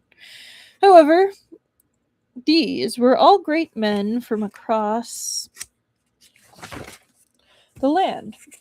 Though the same goal might bring them together for now, none were willing to submit to any of the others. When Yushu had been counselor to the Prince of Jin, he'd presented himself as cultured and refined, with an elegant, serene bearing.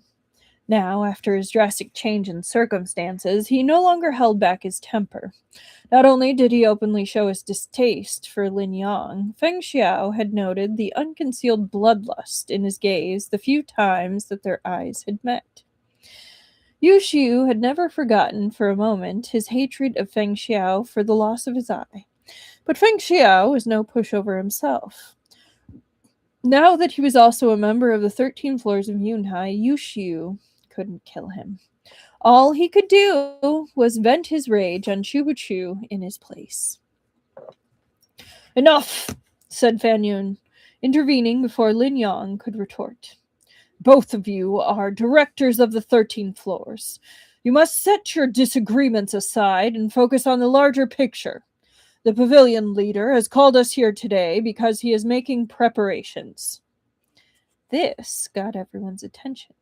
Yet just as Fan Yun was about to say more, he looked around and asked, Where is our fourth director, Si Xiansheng? He was talking about Yuan Sensi. I haven't seen him since last night, said Yushu. Feng Xiao smiled. I have. As the assembly turned to him, he finished, at Feng Xiao Lian's door. Ooh! Understanding dawned on everyone's faces. Only Fan Yun leveled him with the same meaningful gaze. As if on cue, a voice rang out from the entrance. Feng Xiao, you lowlife cur. Yuan Sensi had appeared. I keep thinking that it's Feng Xiao Lian that's coming, and it's not.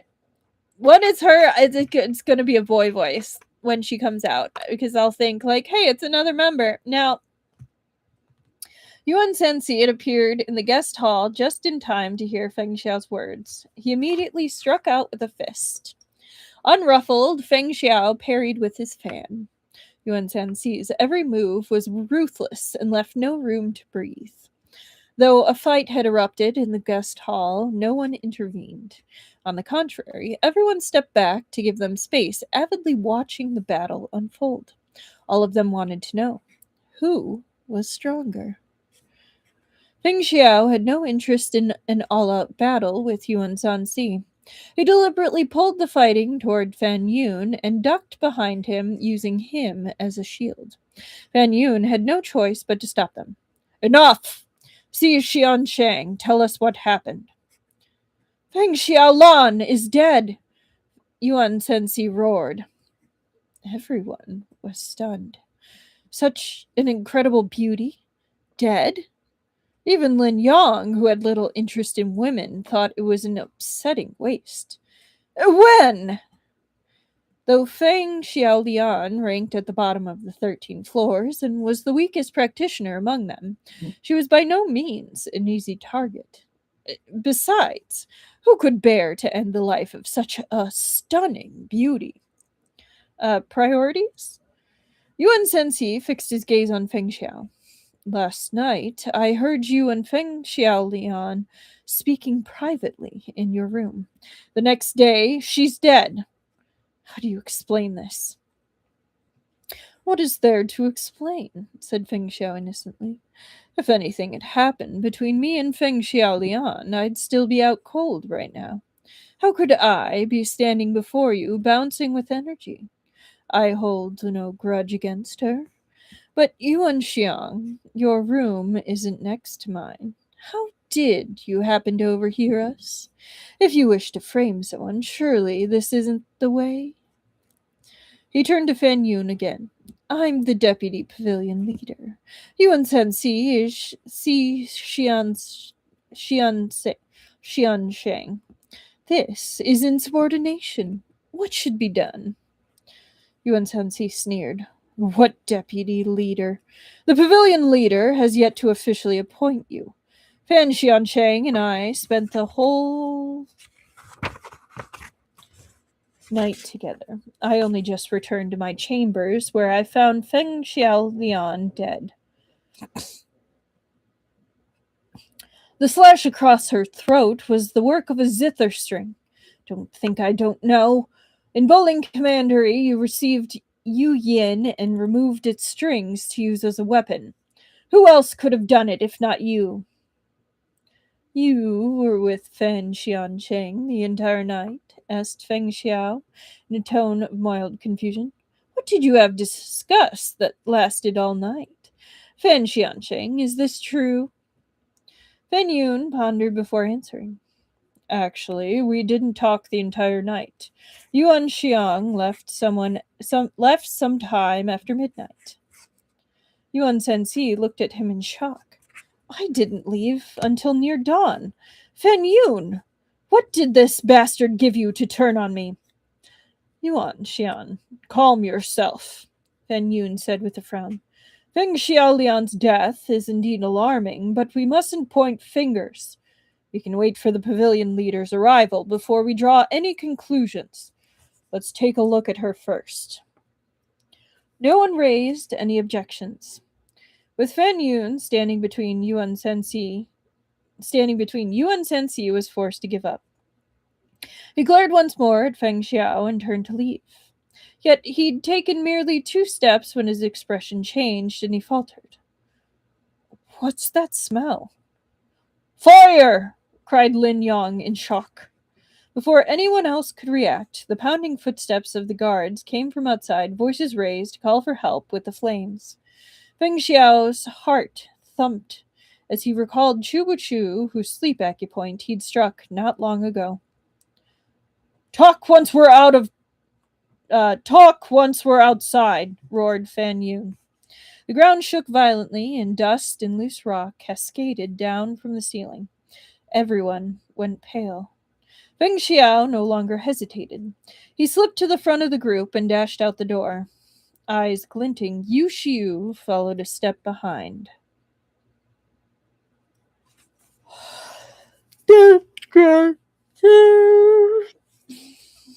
Sorry for all the yawning tonight.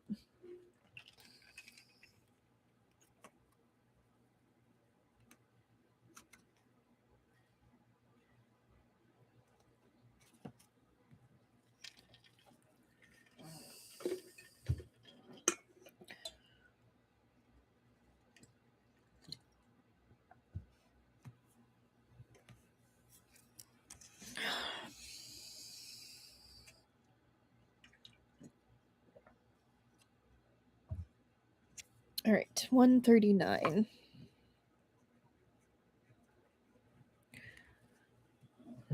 Feng Xiao, my boy! I left my boy! Chapter 120. Most fires started small, but Fan Yun and the others were in the center of the cave, far away from anywhere a fire might have started. If they could smell it from here, the flames had already spread. A low rumble sounded as the ceiling trembled. More stones came clattering down.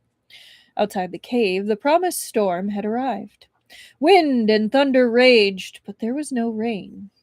Lightning struck the cliffs, shaking the mountainside. So, little pause. One issue with these caves and the fire, too, is the oxygen. Um, since this is a labyrinth of enclosed walls, there is a limited quantity of air. I'm guessing, unless there's like bolt holes in the ceiling or such. But like if the fire is close to the exit or is between the exit and where they are, like it's also burning away the oxygen within this cave. So that is also a potential concern in this situation. So that's if we bring logic into it, but this is also like martial artists, so like I wonder though if it's going to come into play and we're going to have a CPR moment where Feng Xiao is breathing for Chubuchu, because I'm making a prediction that that's going to happen. Anyway, the cave had several vents too small for even a child to crawl through. Well, that answered that. I didn't read ahead. I swear. I just heard about the fire. The cave had several vents too small for even a child to crawl through. Now, wind howled through these crevices and filled the inhabitants' hearts with unease. As cries of fire went up throughout the caverns, a small uproar broke out. Fanned by the wind, the fire quickly spread. Well, at least they're not going to suffocate quickly. Even ants strove to preserve their own lives. No matter how numb their training had made them, the maids and guards were still human. This was a remote place, far from help, and getting in or out was nigh impossible. Unable to escape, they began to panic. Alright, so that is gonna be another well, I don't know if that's an injustice. That's just sad. The kitchen was the only place with firewood, as much as the cave was lit by night pearls. The fire could only have started there. Everyone crammed into the corridors. Some rushed to the kitchen to help douse the fire, while others fled to the entrance of the cave without looking back. Those who went to the kitchen soon found that they were too late. Some villain had poured out a trail of lamp oil to feed the flames. There was no hope of getting the fire under control. In the midst of the chaos, Feng Xiao ran in a different direction entirely. He had struck Chubuchu's sleep acupoint, sending him into a deep slumber. If no one brought him out of it, Chubuchu wouldn't wake in time to notice the fire. By the time it reached his door, there would be no escape. The mighty chief of the Shuyu Bureau would burn to death. Such a death was jarringly unsuited to his crafty, resourceful personality. Feng Xiao was afraid Chubuchu would come back as a ghost and drag him to hell too. Someone had plucked the night pearls from the stone walls of the corridors. Without their light, the cave was dark, the air thickened with sparks and smoke. Even if Feng Xiao had found it hard to breathe. After finally groping his way to Chubuchu's chambers, he pushed open the door, only to be greeted with an empty bed. Feng Xiao's heart sank. Before he could turn, a mocking laugh came from behind him. So you really did fake joining us, but your collusion with him was real. A palm blast carrying the pungent smell of smoke accompanied his words, sweeping toward the gate of life. A fatal acupoint on Feng Xiao's lower back. Feng Xiao's reaction was instantaneous. The moment Yu Xiu spoke, Feng Xiao was already drifting forward. Without looking back, he leapt into the air and pushed off the stone wall before him, reversing course to meet Yu Xiu's palm with his own. There was a loud bang, and the tiny chamber quaked, unable to withstand the violent force of their true chi. Debris tumbled down, but the combatants were unscathed. They sprang apart so fast it appeared as little more than smudges of shadow. In the darkness, those shadows interwove. Only their opponents' breaths gave a clue as to their next move. Each judgment was made in a split second. The combatants seemed to flicker between the land of the living and the realm of the dead. If not for Chubuchu and Feng Xiao, Yushiu would still have been beside the Prince of Jin as his confidant and counselor. The Prince of Jin was young and an admirer of all things beautiful. Though he hadn't laid a hand on Yushiu, a subtle and inexpressible suggestiveness had colored their relationship, as the two of them had grown closer. Yushiu had been only too happy to use this intimacy to his advantage. So there's a picture.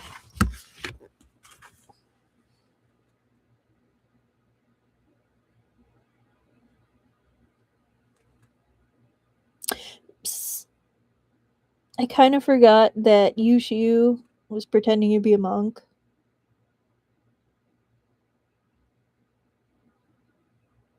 So I was not expecting him to be bald.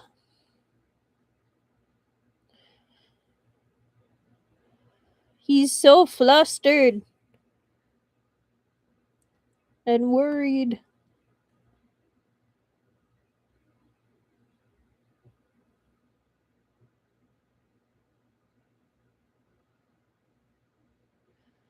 Really is worried. It's very sweet.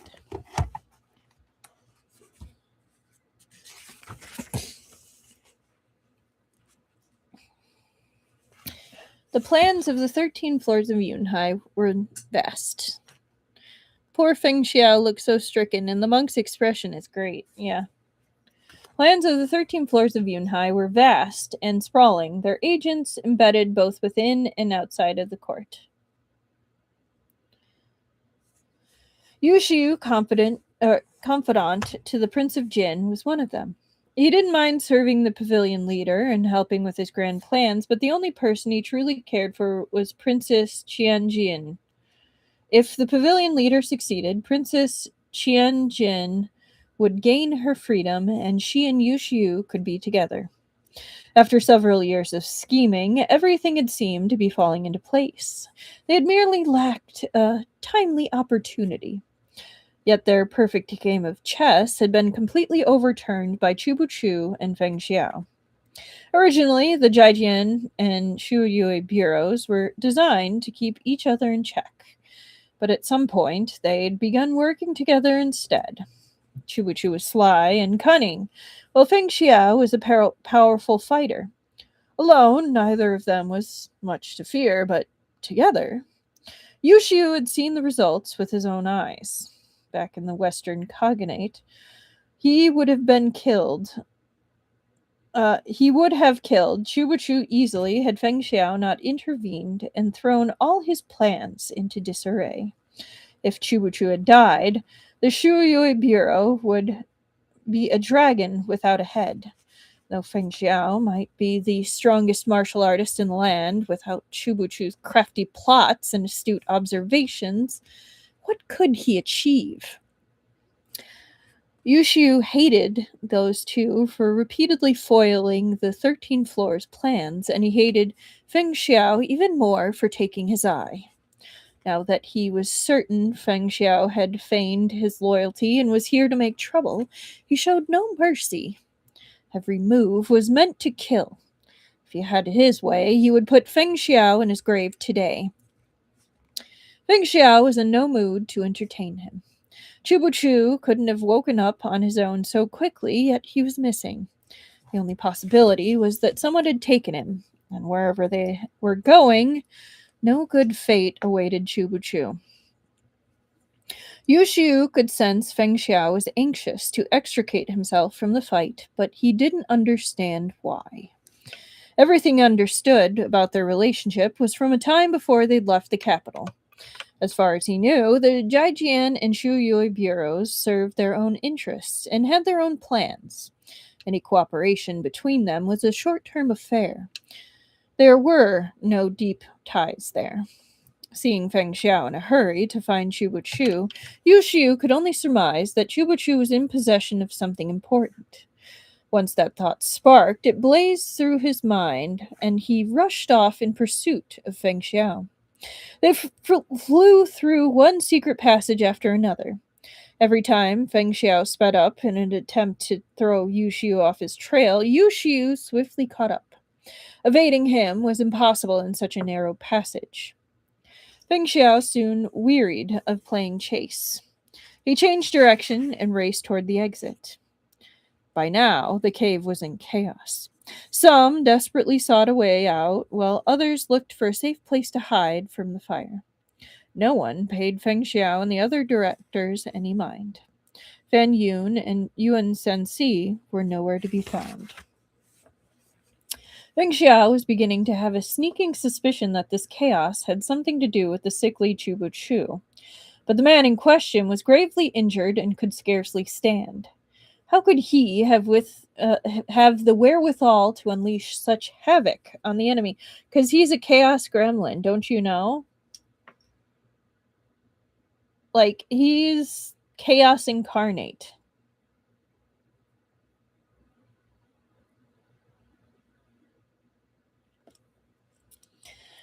After Yushu had fled from Feng Xiao in the Western Cognate, he'd been personally treated by the leader of the 13 floors. The pavilion leader had even given Yushu a powerful and deadly hidden weapon, the needle Liao Yan Shuipo. It was colorless, nearly formless, and light as a feather. But when stimulated with internal energy, it could pierce an opponent's true chi and penetrate their acupoints. By melding with their opponent's true chi and penetrating their by melding into the enemy's body and disrupting their meridians, it would act as a poison, plunging them into terrible agony.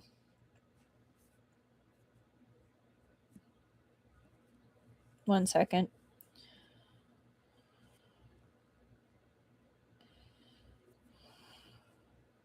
So Chubuchu is basically powered by willpower and spite.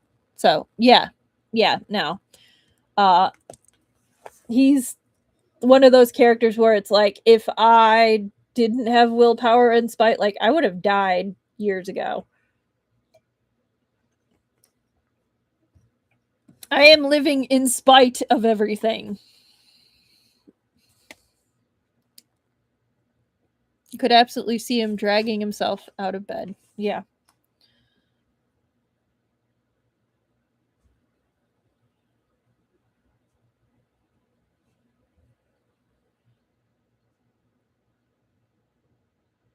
Okay. Yushu had made several previous attacks with Liao Yan Shuipo, but Feng Xiao had slyly evaded them all. Until now. Feng Xiao, mere inches ahead, slowed as rocks came tumbling down into his path. Yushu brought his saber up in a sharp slash. Though a flick of Feng Xiao's sleeve and a palm blast dispersed Yushu's saber chi, Yushu was undeterred. He snapped his fingers and spears of wind pierced Feng Xiao's shoulder. Feng Xiao swayed in place as he realized that something was wrong. But Yushu gave him no chance to breathe. He crooked his fingers, infusing them with internal energy as he lunged forward and clawed at Feng Xiao's head.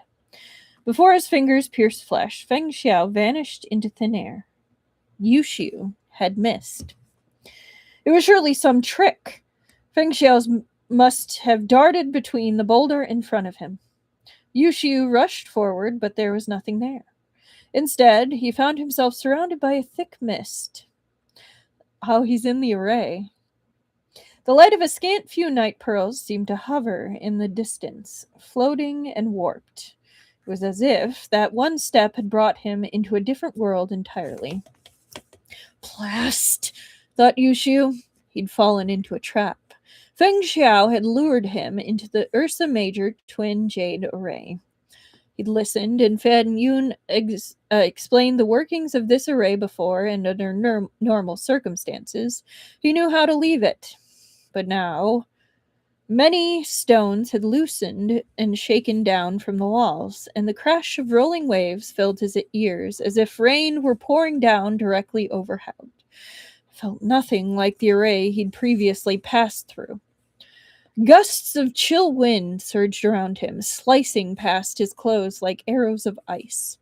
He evaded them, narrowly avoiding being sliced to ribbons. Yushiu advanced carefully, wary of the quicksand traps he knew lay ahead. A single misstep would see him captive within the sand, its demonic hands yearning to drag its victims into the abyss. That's a nightmare. Fan Yun had once said this array could mutate endlessly. Yushiu had thought it an exaggeration at the time. Only now did he truly appreciate Fan Yun's abilities and why the pavilion leader valued him so highly. For a sufficiently skilled user of this array, trapping a martial expert or two was nothing. Even if hundreds of Imperial guards stormed in, this labyrinth would ensure that they never see the light of day again. The metallic clash of swords rang in his ears. Yu Xiu couldn't tell if they were sounds from a real battle or an illusion born of the array. He pressed his back to the stone wall and fell still, his handsome face darkening with anger.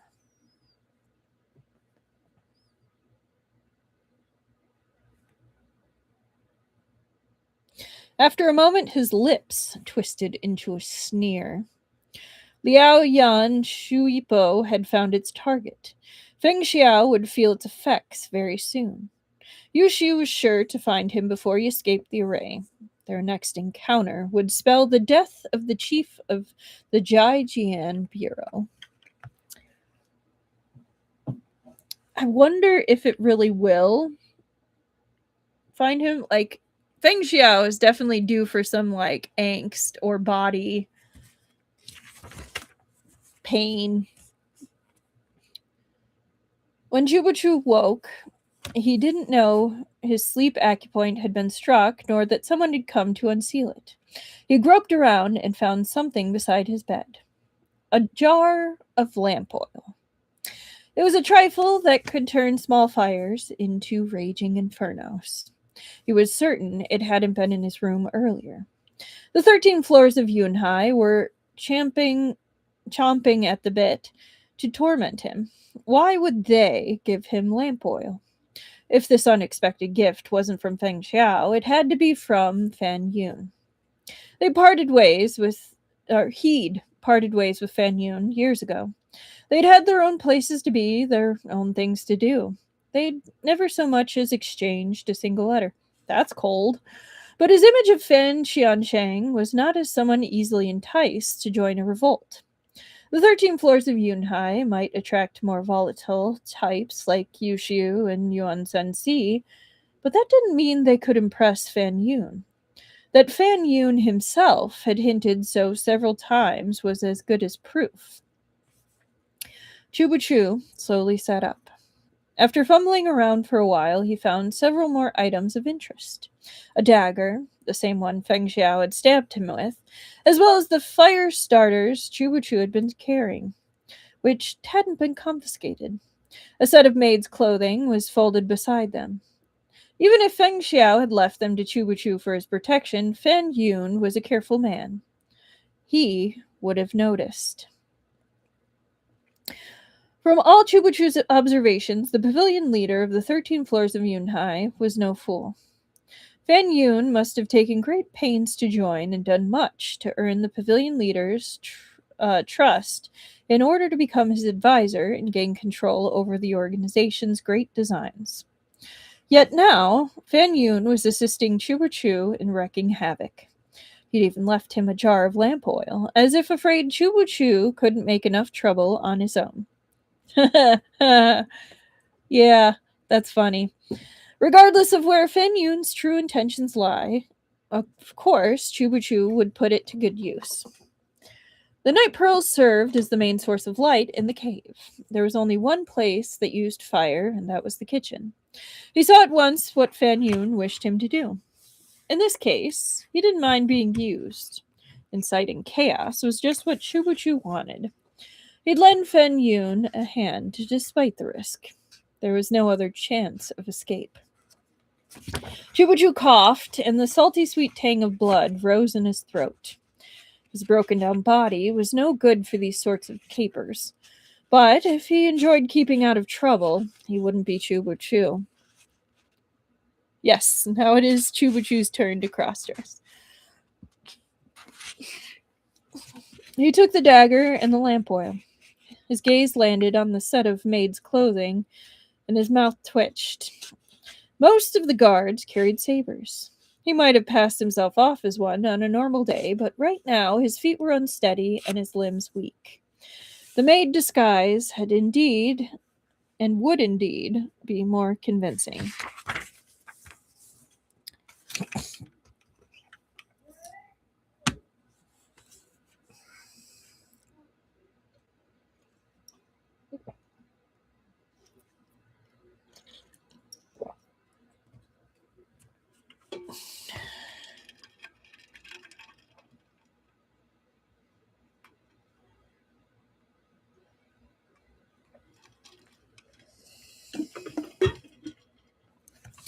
Okay.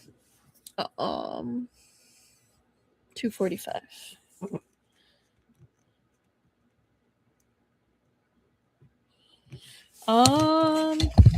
Let me see if there's a picture.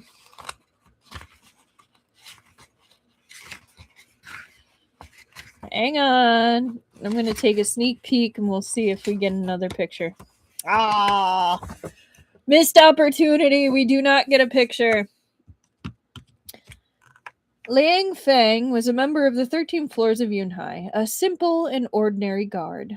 He'd been a disciple from a small sect in Laoling until the leader was killed by Yuan Sanxi. All his Shixian who'd fought had died as well, and Liang Feng and the others remaining disciples had surrendered to Yuan Sanxi, joining the 13 floors as underlings. The 13 floors of Yunhai were wealthy and treated them well enough. Another injustice to readers. Fair point! We are at 2 injustices to readers. The 13 floors of Yunhai were wealthy and treated them well enough. To prevent Liang Feng and his sect siblings from conspiring together, however, they had separated them. Liang Feng was placed in the 4th floor under the command of Yuan Sanxi. He had traveled from Laoling to Mount Tiannan and had been guarding this cave ever since.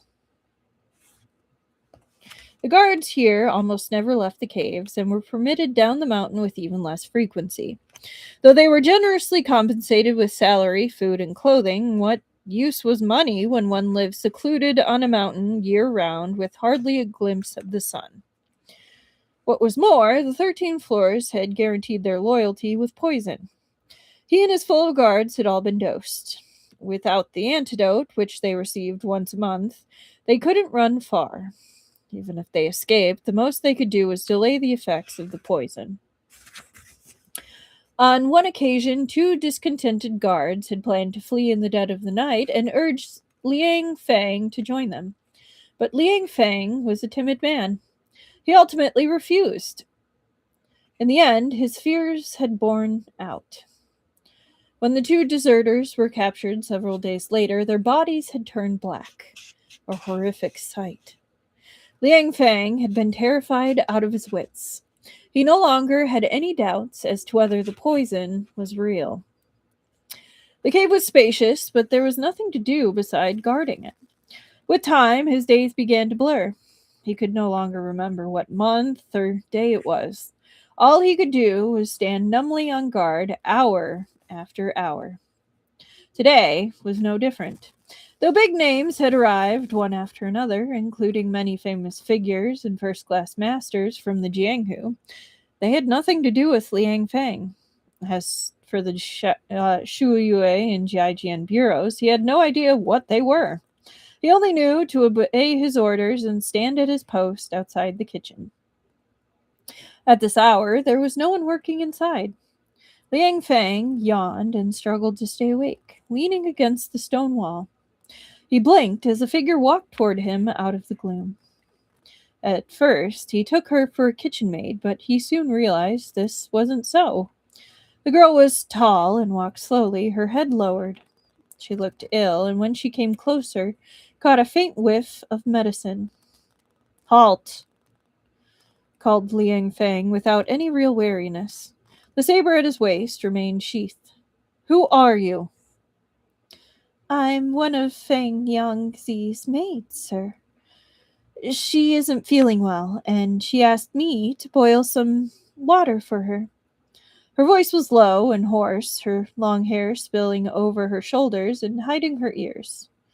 Liang Feng couldn't get a clear view of her in the low light. He could only sense the meek submissiveness she was giving off in waves. "We can't light the stove until it's time to cook," he said automatically. "But Feng Niangzi is demanding it. If I don't bring her some hot water, she's sure to punish me," the maid pleaded. She extracted a silver hairpin from her hair and pressed it into Liang Feng's hand. "Please, sir, do me this favor."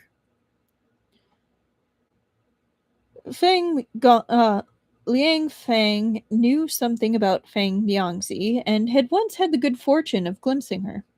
He'd never seen anyone so gorgeous in his life. Her beauty was beyond what he could put into words. Whether she was the type to punish her maids harshly, he didn't know, but money was useless here. He pushed the hairpin back toward the maid. "It's orders from above. Go complain to them." Only the fact that he was speaking to a woman and that it had been a long time since he'd last conversed with anyone at all kept him from snapping in irritation. "Are you from Laoling, sir?" Native dialect. How long had it been since he'd last heard the familiar tones of his home? And now here he was, hearing it from a stranger. Liang Feng was momentarily stunned, overcome with the urge to cry. "Oh, this poor guy. He's about to get tricked, and he's probably going to get either killed or in so much trouble." I'm going to put down an injustice to innocence, because, like, he didn't ask to be here. They just forced him to be here. So there's one for just, like, the injustice to innocence. Yeah. And then I'm anticipating that I'm going to be adding another one just because the dude didn't ask for this and he's about to get tricked and in trouble. But I'll wait for that one.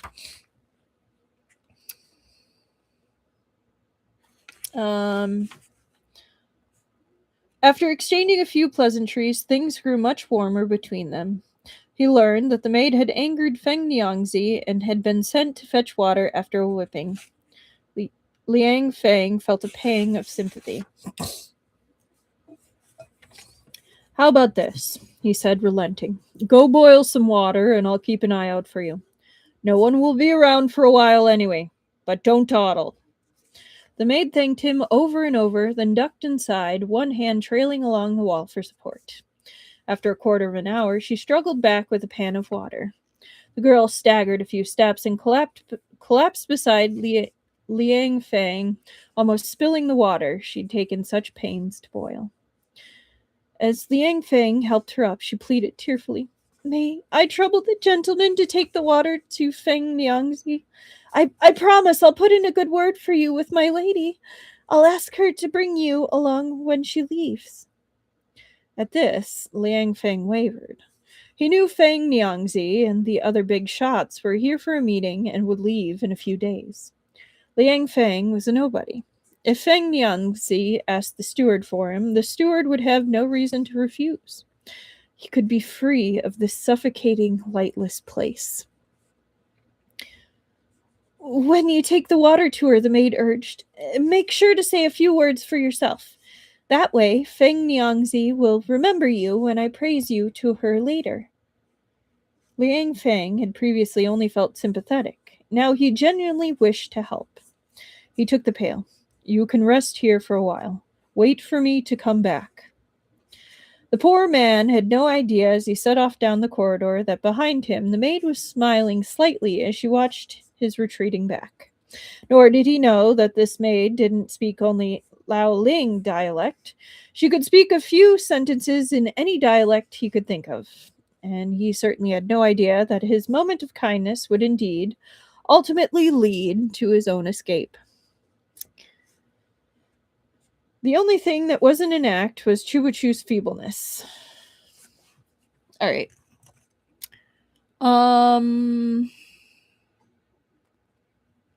I'm gonna put down a justice to service workers because dude thought he was helping out somebody, and that was really kind and was a justice to a service worker. He helped out.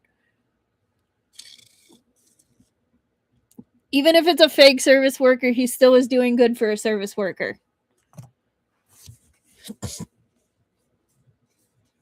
Fortunately, Feng Yun and Feng Xiao had treated his wounds, and the internal energy they'd channeled into him had worked its magic. Even getting out of bed would have been difficult otherwise, let alone staggering along with only the wall for support. Once Liang Fang was out of sight, Chu Chu took a moment to catch his breath before slowly getting to his feet.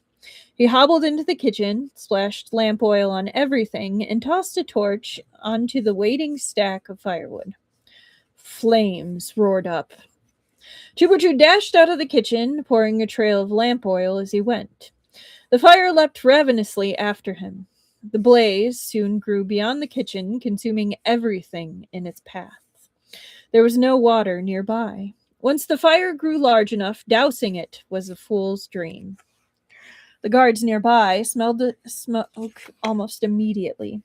Finding the fire already out of control, they turned and ran toward safety. Chubuchu slipped inconspicuously into the panicked crowd. The night pearl's glow was faint. The air was thick with smoke. No one noticed anything strange about the tall maid in their midst as they fled in all directions, just as he'd expected.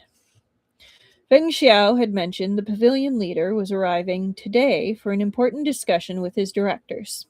Once he caught wind of the chaos here, he'd surely rush over to stabilize the situation. If Chubuchu was quick, he could take advantage of the commotion and leave to look for the Jijian Bureau forces, then rush back and capture all the leaders of the 13 floors in one fell swoop. He was walking a bit too fast. Pain laced through his chest again, and the sheer agony forced him to stoop. His hair came free and scattered down his back, long and disheveled.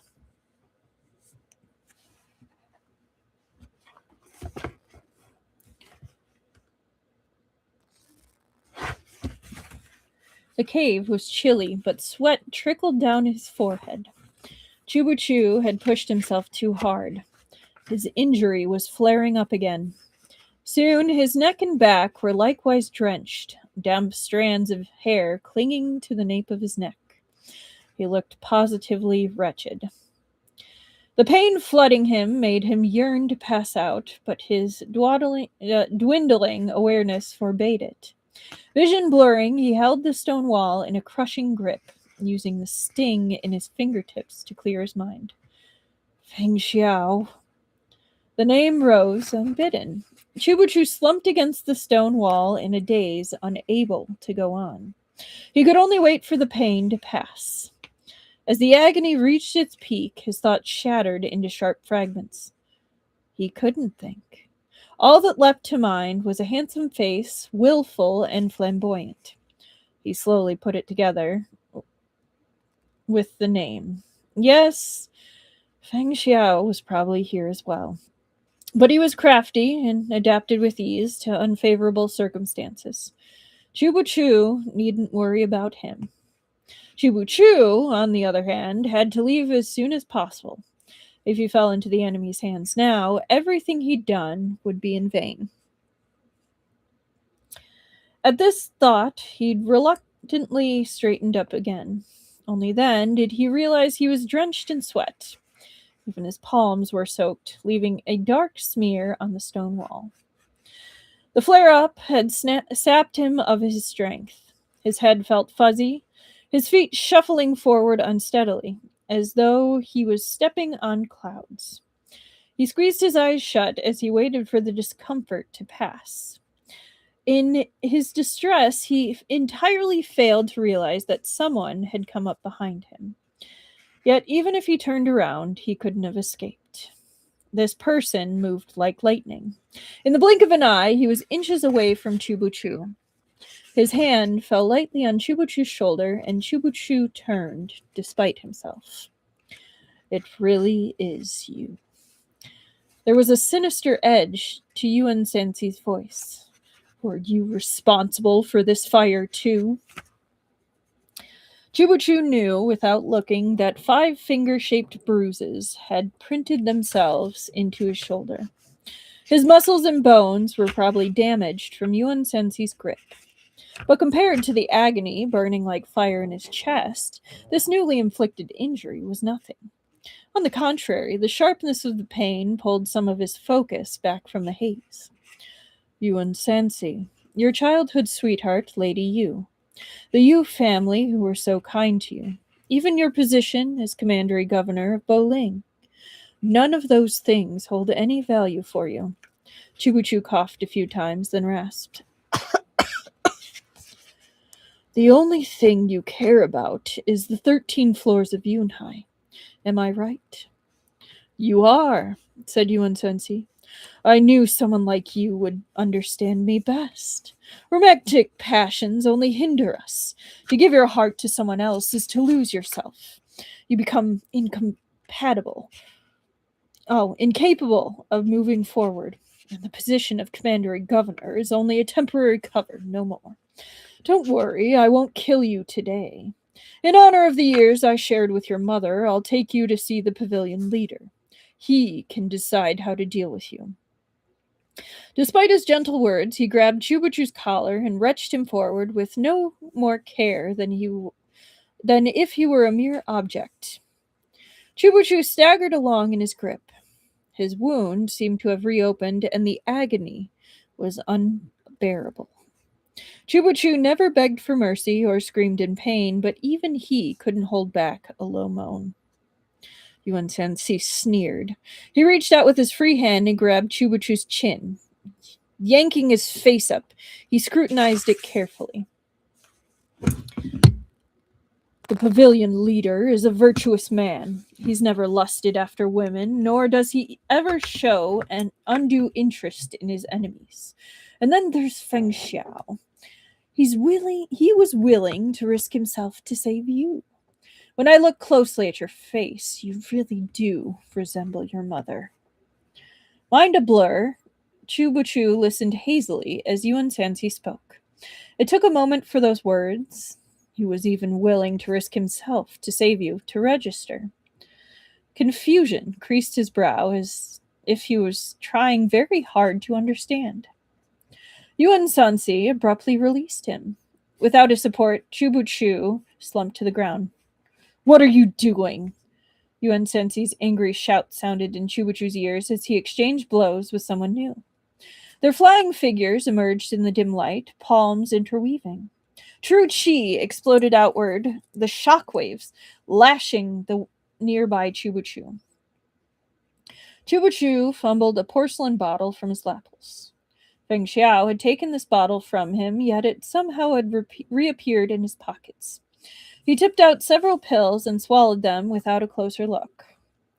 Now he was certain it was Fan Yun who had removed the guards at his door, as well as the people who should have been in the passageway leading to the kitchen. He'd wanted this fire. Fan Yun! Have you betrayed the pavilion leader? Yuan Sensi cried in fury. He assumed Fan Yun was sentimental about his disciple and had intervened to save him. But Fan Yun's every move was made with killing intent. Chubuchu heard Fan Yun shouting at him. Feng Xiao and Yu Xiu are both looking for you. They probably fell into the Ursa Major twin jade array. The array was full of traps and martial arts, lost their potency within its confines. If Yu Xiu was more familiar with the array than Feng Xiao, the deputy chief would be in great danger. Perhaps the pills had some effect. Chubuchu found his chest wasn't quite as painful as it had been. At Fan Yun's words, he panted and managed to stand. Then he began stumbling and staggering toward the exit. All right, here's our last chapter.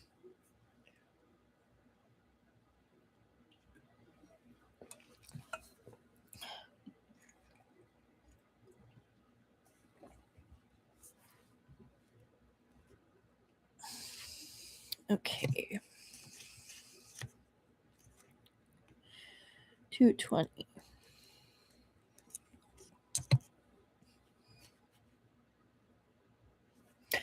All right. Chapter 122.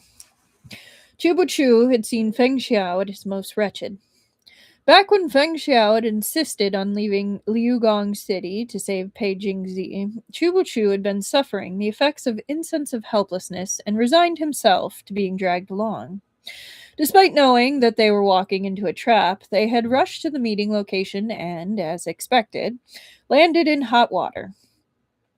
They had no choice but to take temporary shelter in a cave and wait for reinforcements. Even so, Chubu hadn't thought Feng Xiao fully at the end of his rope, and certainly not primed for slaughter. If O'Air had returned for a match, it would have been hard to pick a winner. Feng Xiao was a narcissist, obsessed with himself. He'd never make his own life difficult. Though he often took pleasure in annoying Chubu and from time to time made a show of affection, Chubu had always viewed their relationship as a collaboration between rivals. When they worked together, it was with a strict goal in mind. If Feng Xiao mocked him or threw him to the wolves, Chubu had no qualms about returning the favor. And when they did cooperate, no further words were needed between them. They worked quickly and decisively. When Feng Xiao had betrayed him, Chubu had calmly computed his gains and losses. When Feng Xiao stopped Yu Xiu and stabbed Chubu himself, Chubu hadn't been upset in the slightest. He'd known it was their only option. Afterward, he'd serenely agreed with Feng Xiao's claim that his hand had been forced. Until that moment, Chubu had been solely focused on escaping. He knew Feng Xiao would never put himself in danger. But this time, he was wrong. Not only had Feng Xiao failed to leave, he'd returned to look for him. Why would he do that? Feng Xiao had absolutely no reason to come back. Yet what Chubu was most wrong about was himself. He could have ignored Fan Yun's words and simply left. He'd have to pass through the Ursa Major twin array, but since Fan Yun was the creator, Chubu was confident he knew it well enough to traverse it without running into either Feng Xiao or Yu Xiu. Outside, the Jijian Bureau was waiting to help them.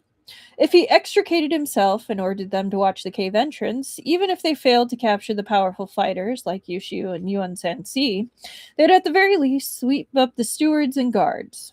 Perhaps they'd even manage to snag Lin Yang or Ning Shiwu. They would be a massive step closer to taking down the 13 floors of Yunhai. Conversely, if he went to look for Feng Xiao now and Yu Xiu managed to find him first, Chubu would be in grave danger. He made his way to the entrance of the array and stops and starts, though thoughts racing like a spinning carousel. All of them were cold and rational, urging him not to worry about Deputy Chief Fang. He should leave first and think later. If he were to wander the array, even a costly victory might be too much to ask of his ailing body. It would likely crumple before he found Feng Xiao, even without his aid of Yu Xiu. What insane notion had gotten into that fool's head this time? Why would he return to look for Chubu? Chubu sighed. He could feel his own searing breaths. When he touched his forehead, his palm seemed to burn with alarming heat. He no longer had the energy to curse Feng Xiao aloud, so he cursed him over and over in his mind. His legs felt as if they were tied to a millstone, and a chilly breeze whipped his face, scattered the scorching heat of his breath. He shivered. Finally, he stood on the edge of the array. Another step, and he'd enter it. If he wanted to escape, he should go around to the other side so he could pass through safely. Chubuchu hesitated just a moment, then stepped forward.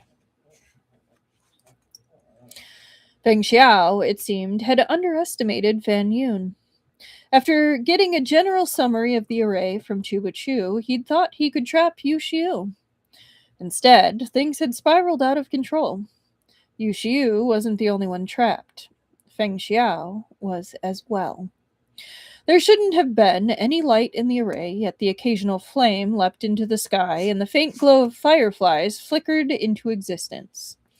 If he was rash enough to approach them, he was guaranteed to fall into a trap. He'd already had several close calls. The first time, the array had almost scrambled his mind. The next, he'd nearly been discovered by Yu Xiu. Each was searching for the other as they sought a path out of the array, yet they were also trying to avoid being ambushed by their adversary. They crept forward inch by inch, yet seemed only to circle back to the same spot over and over again. Even Feng Xiao was beginning to feel fatigued. Yu Xiu's hidden weapon was taking effect, suppressing Feng Xiao's internal energy. Feng Xiao's energy was plentiful, but it wasn't infinite. He had to keep it circulating to fend off the cold of the array while staying on guard against Yu Xiu. At the same time, he was keeping an eye on the needle inside his body. If he remained trapped like this, a single fate awaited him. My question to this is, if he can feel / knows where the needle is, why wouldn't he take it out or use internal energy to get it out? Like, you can't tell me that they can send wind shooting everywhere, control it, have all this control over their energy, and they can't shoot a needle out of their body. Like, you can't tell me that they don't have some magical way to, like, expel. Okay, we get to that later. All right, thank you, Esper Lady. Okay, they mention it. Okay, I'll wait. I'll be patient. Maybe it's embedded too deep. Okay, fair. He doesn't exactly have the time to stop and dig it out either. That's fair.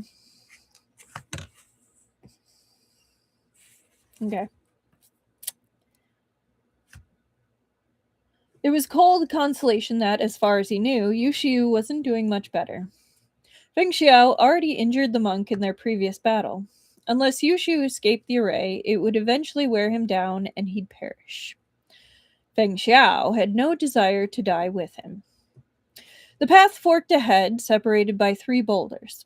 He was almost certain he'd seen this exact place not long ago. Frustrated, Feng Xiao realized that he was going in circles. He'd taken the left path last time, so this time he took the right. The further he walked, the colder the air became. A faint glow emanated from deep within the fog. Light was more likely to mark a trap than an exit. Feng Xiao felt no relief. Instead, he slowed his pace. Without warning, a group of people rushed toward him through the thick and icy fog. At the front was Ming Yue, the 3rd chief of the Jijian Bureau. When he caught sight of Feng Xiao, his honest face lit up with joy. "Erlong!" He strode over with his men. "I finally found you! You left with such vague messages. If I can't meet Chubuchu, I would never have spotted the entrance to the place. If I hadn't met Chubuchu, I would never have spotted the entrance to this place." Feng Xiao blinked. "Chubuchu got out?" he asked slowly. "Yes! He said you were still inside and asked me to bring reinforcements. Thank goodness we found you. Let's go. We should leave first and talk later." Ming Yue stretched out a hand to pull him over, but Feng Xiao flinched back. Ming Yue's hand closed on nothing. He looked at Feng Xiao in confusion. "Do you know the way out?" asked Feng Xiao. Light glinted in Ming Yue's eyes. "I do. Chubuchu showed me." Feng Xiao's lip curled. He struck at Ming Yue without another word. "What are you doing?" Ming Yue was stunned. He couldn't avoid Feng Xiao's palm, brimming with internal energy, and took the blow head on. There was a bang like a clap of thunder, and the wind from the strike scattered the surrounding fog. Ming Yue and his men crumbled into a fine powder. Feng Xiao snorted coldly. The Jijian Bureau had always acted on his orders. Ming Yue wasn't the type to overstep his authority. If Feng Xiao had yet to make his decision, Ming Yue wouldn't push him. On top of that, this was a terribly complex array. Feng Xiao refused to believe Ming Yue could learn its solution with just a few words from Zhu Chu. It could only be another illusion. He'd already encountered several such illusions since entering. They blurred the boundaries between time and space, leaving Feng Xiao unable to tell how long he had been trapped. He could neither see nor touch the enemy. Never before had he been in such a predicament. Yet, he was the one who had willingly stepped into the array. Feng Xiao was at the end of his patience. At this point, he'd prefer to run into Yu Xiu and Yuan Sanxi. 2 against 1 would still have been better than drifting about in the mist like this, wandering in endless loops. At the thought, he sensed someone approaching him from behind. They were still some distance away, perhaps several boulders back. But Feng Xiao noticed them immediately. Those footsteps were too heavy to be Yu Xiu's. Another illusion? Feng Xiao stood motionless, quietly waiting for the newcomer to approach. His hands flexed within his sleeves, ready to kill at a moment's notice. The smudge of a figure appeared from behind the boulder, moving toward him through the fog. Whoever it was appeared to be holding an orb of glowing green, most likely a night pearl. But that figure, those clothes, they were in complete contradiction. Feng Xiao narrowed his eyes, watching the figure struggle forward, holding onto the stones for support. At last, they stopped a short distance from him, as if waiting for him to come meet them. Feng Xiao sneered and obliged. A slight shift of his feet, and he was right before them, striking out with his palm. The strike was largely a feint, with little internal energy behind it. An illusion of condensed mist would dissipate the moment his hand connected. But this time, his palm met a warm body. The newcomer quaked and staggered back into the boulder behind them, spitting out a mouthful of blood. As warm blood splashed over the back of his hand, doubt finally surfaced on Feng Xiao's face. "It's you?" Hoping to confirm his guess, he stepped forward and caught the body. It was solid. He grabbed the person's face for a closer look. A hint of surprised joy colored his voice. "It's really you!" And that is where we're ending for tonight. Not bad for the first live stream of book 4 of Peerless. I enjoyed it. There were some twists and turns, literally and metaphorically, and a couple shameless moments, which was kind of fun. I also was very excited that we had someone new joining us on the live today. I hope you come back, Rika. It was a lot of fun hearing some of your comments and just having you here. But anyway, I hope all of you have a wonderful rest of your evening. I enjoy everyone who comes, not just Rika. But yes, it's very cool when we have someone new join us. But we will have normal timings this week. So next stream is Thursday. Non-stop action this stream. Aw, thank you. You're all so sweet. No triggers this time, so no trigger warnings in the video. Everything was mostly just action this time. So that's nice. But yeah, to anyone who watches later, I hope you enjoyed as well. I had a lot of fun this stream. But yeah, I will see you next time. Have a wonderful day. Good night.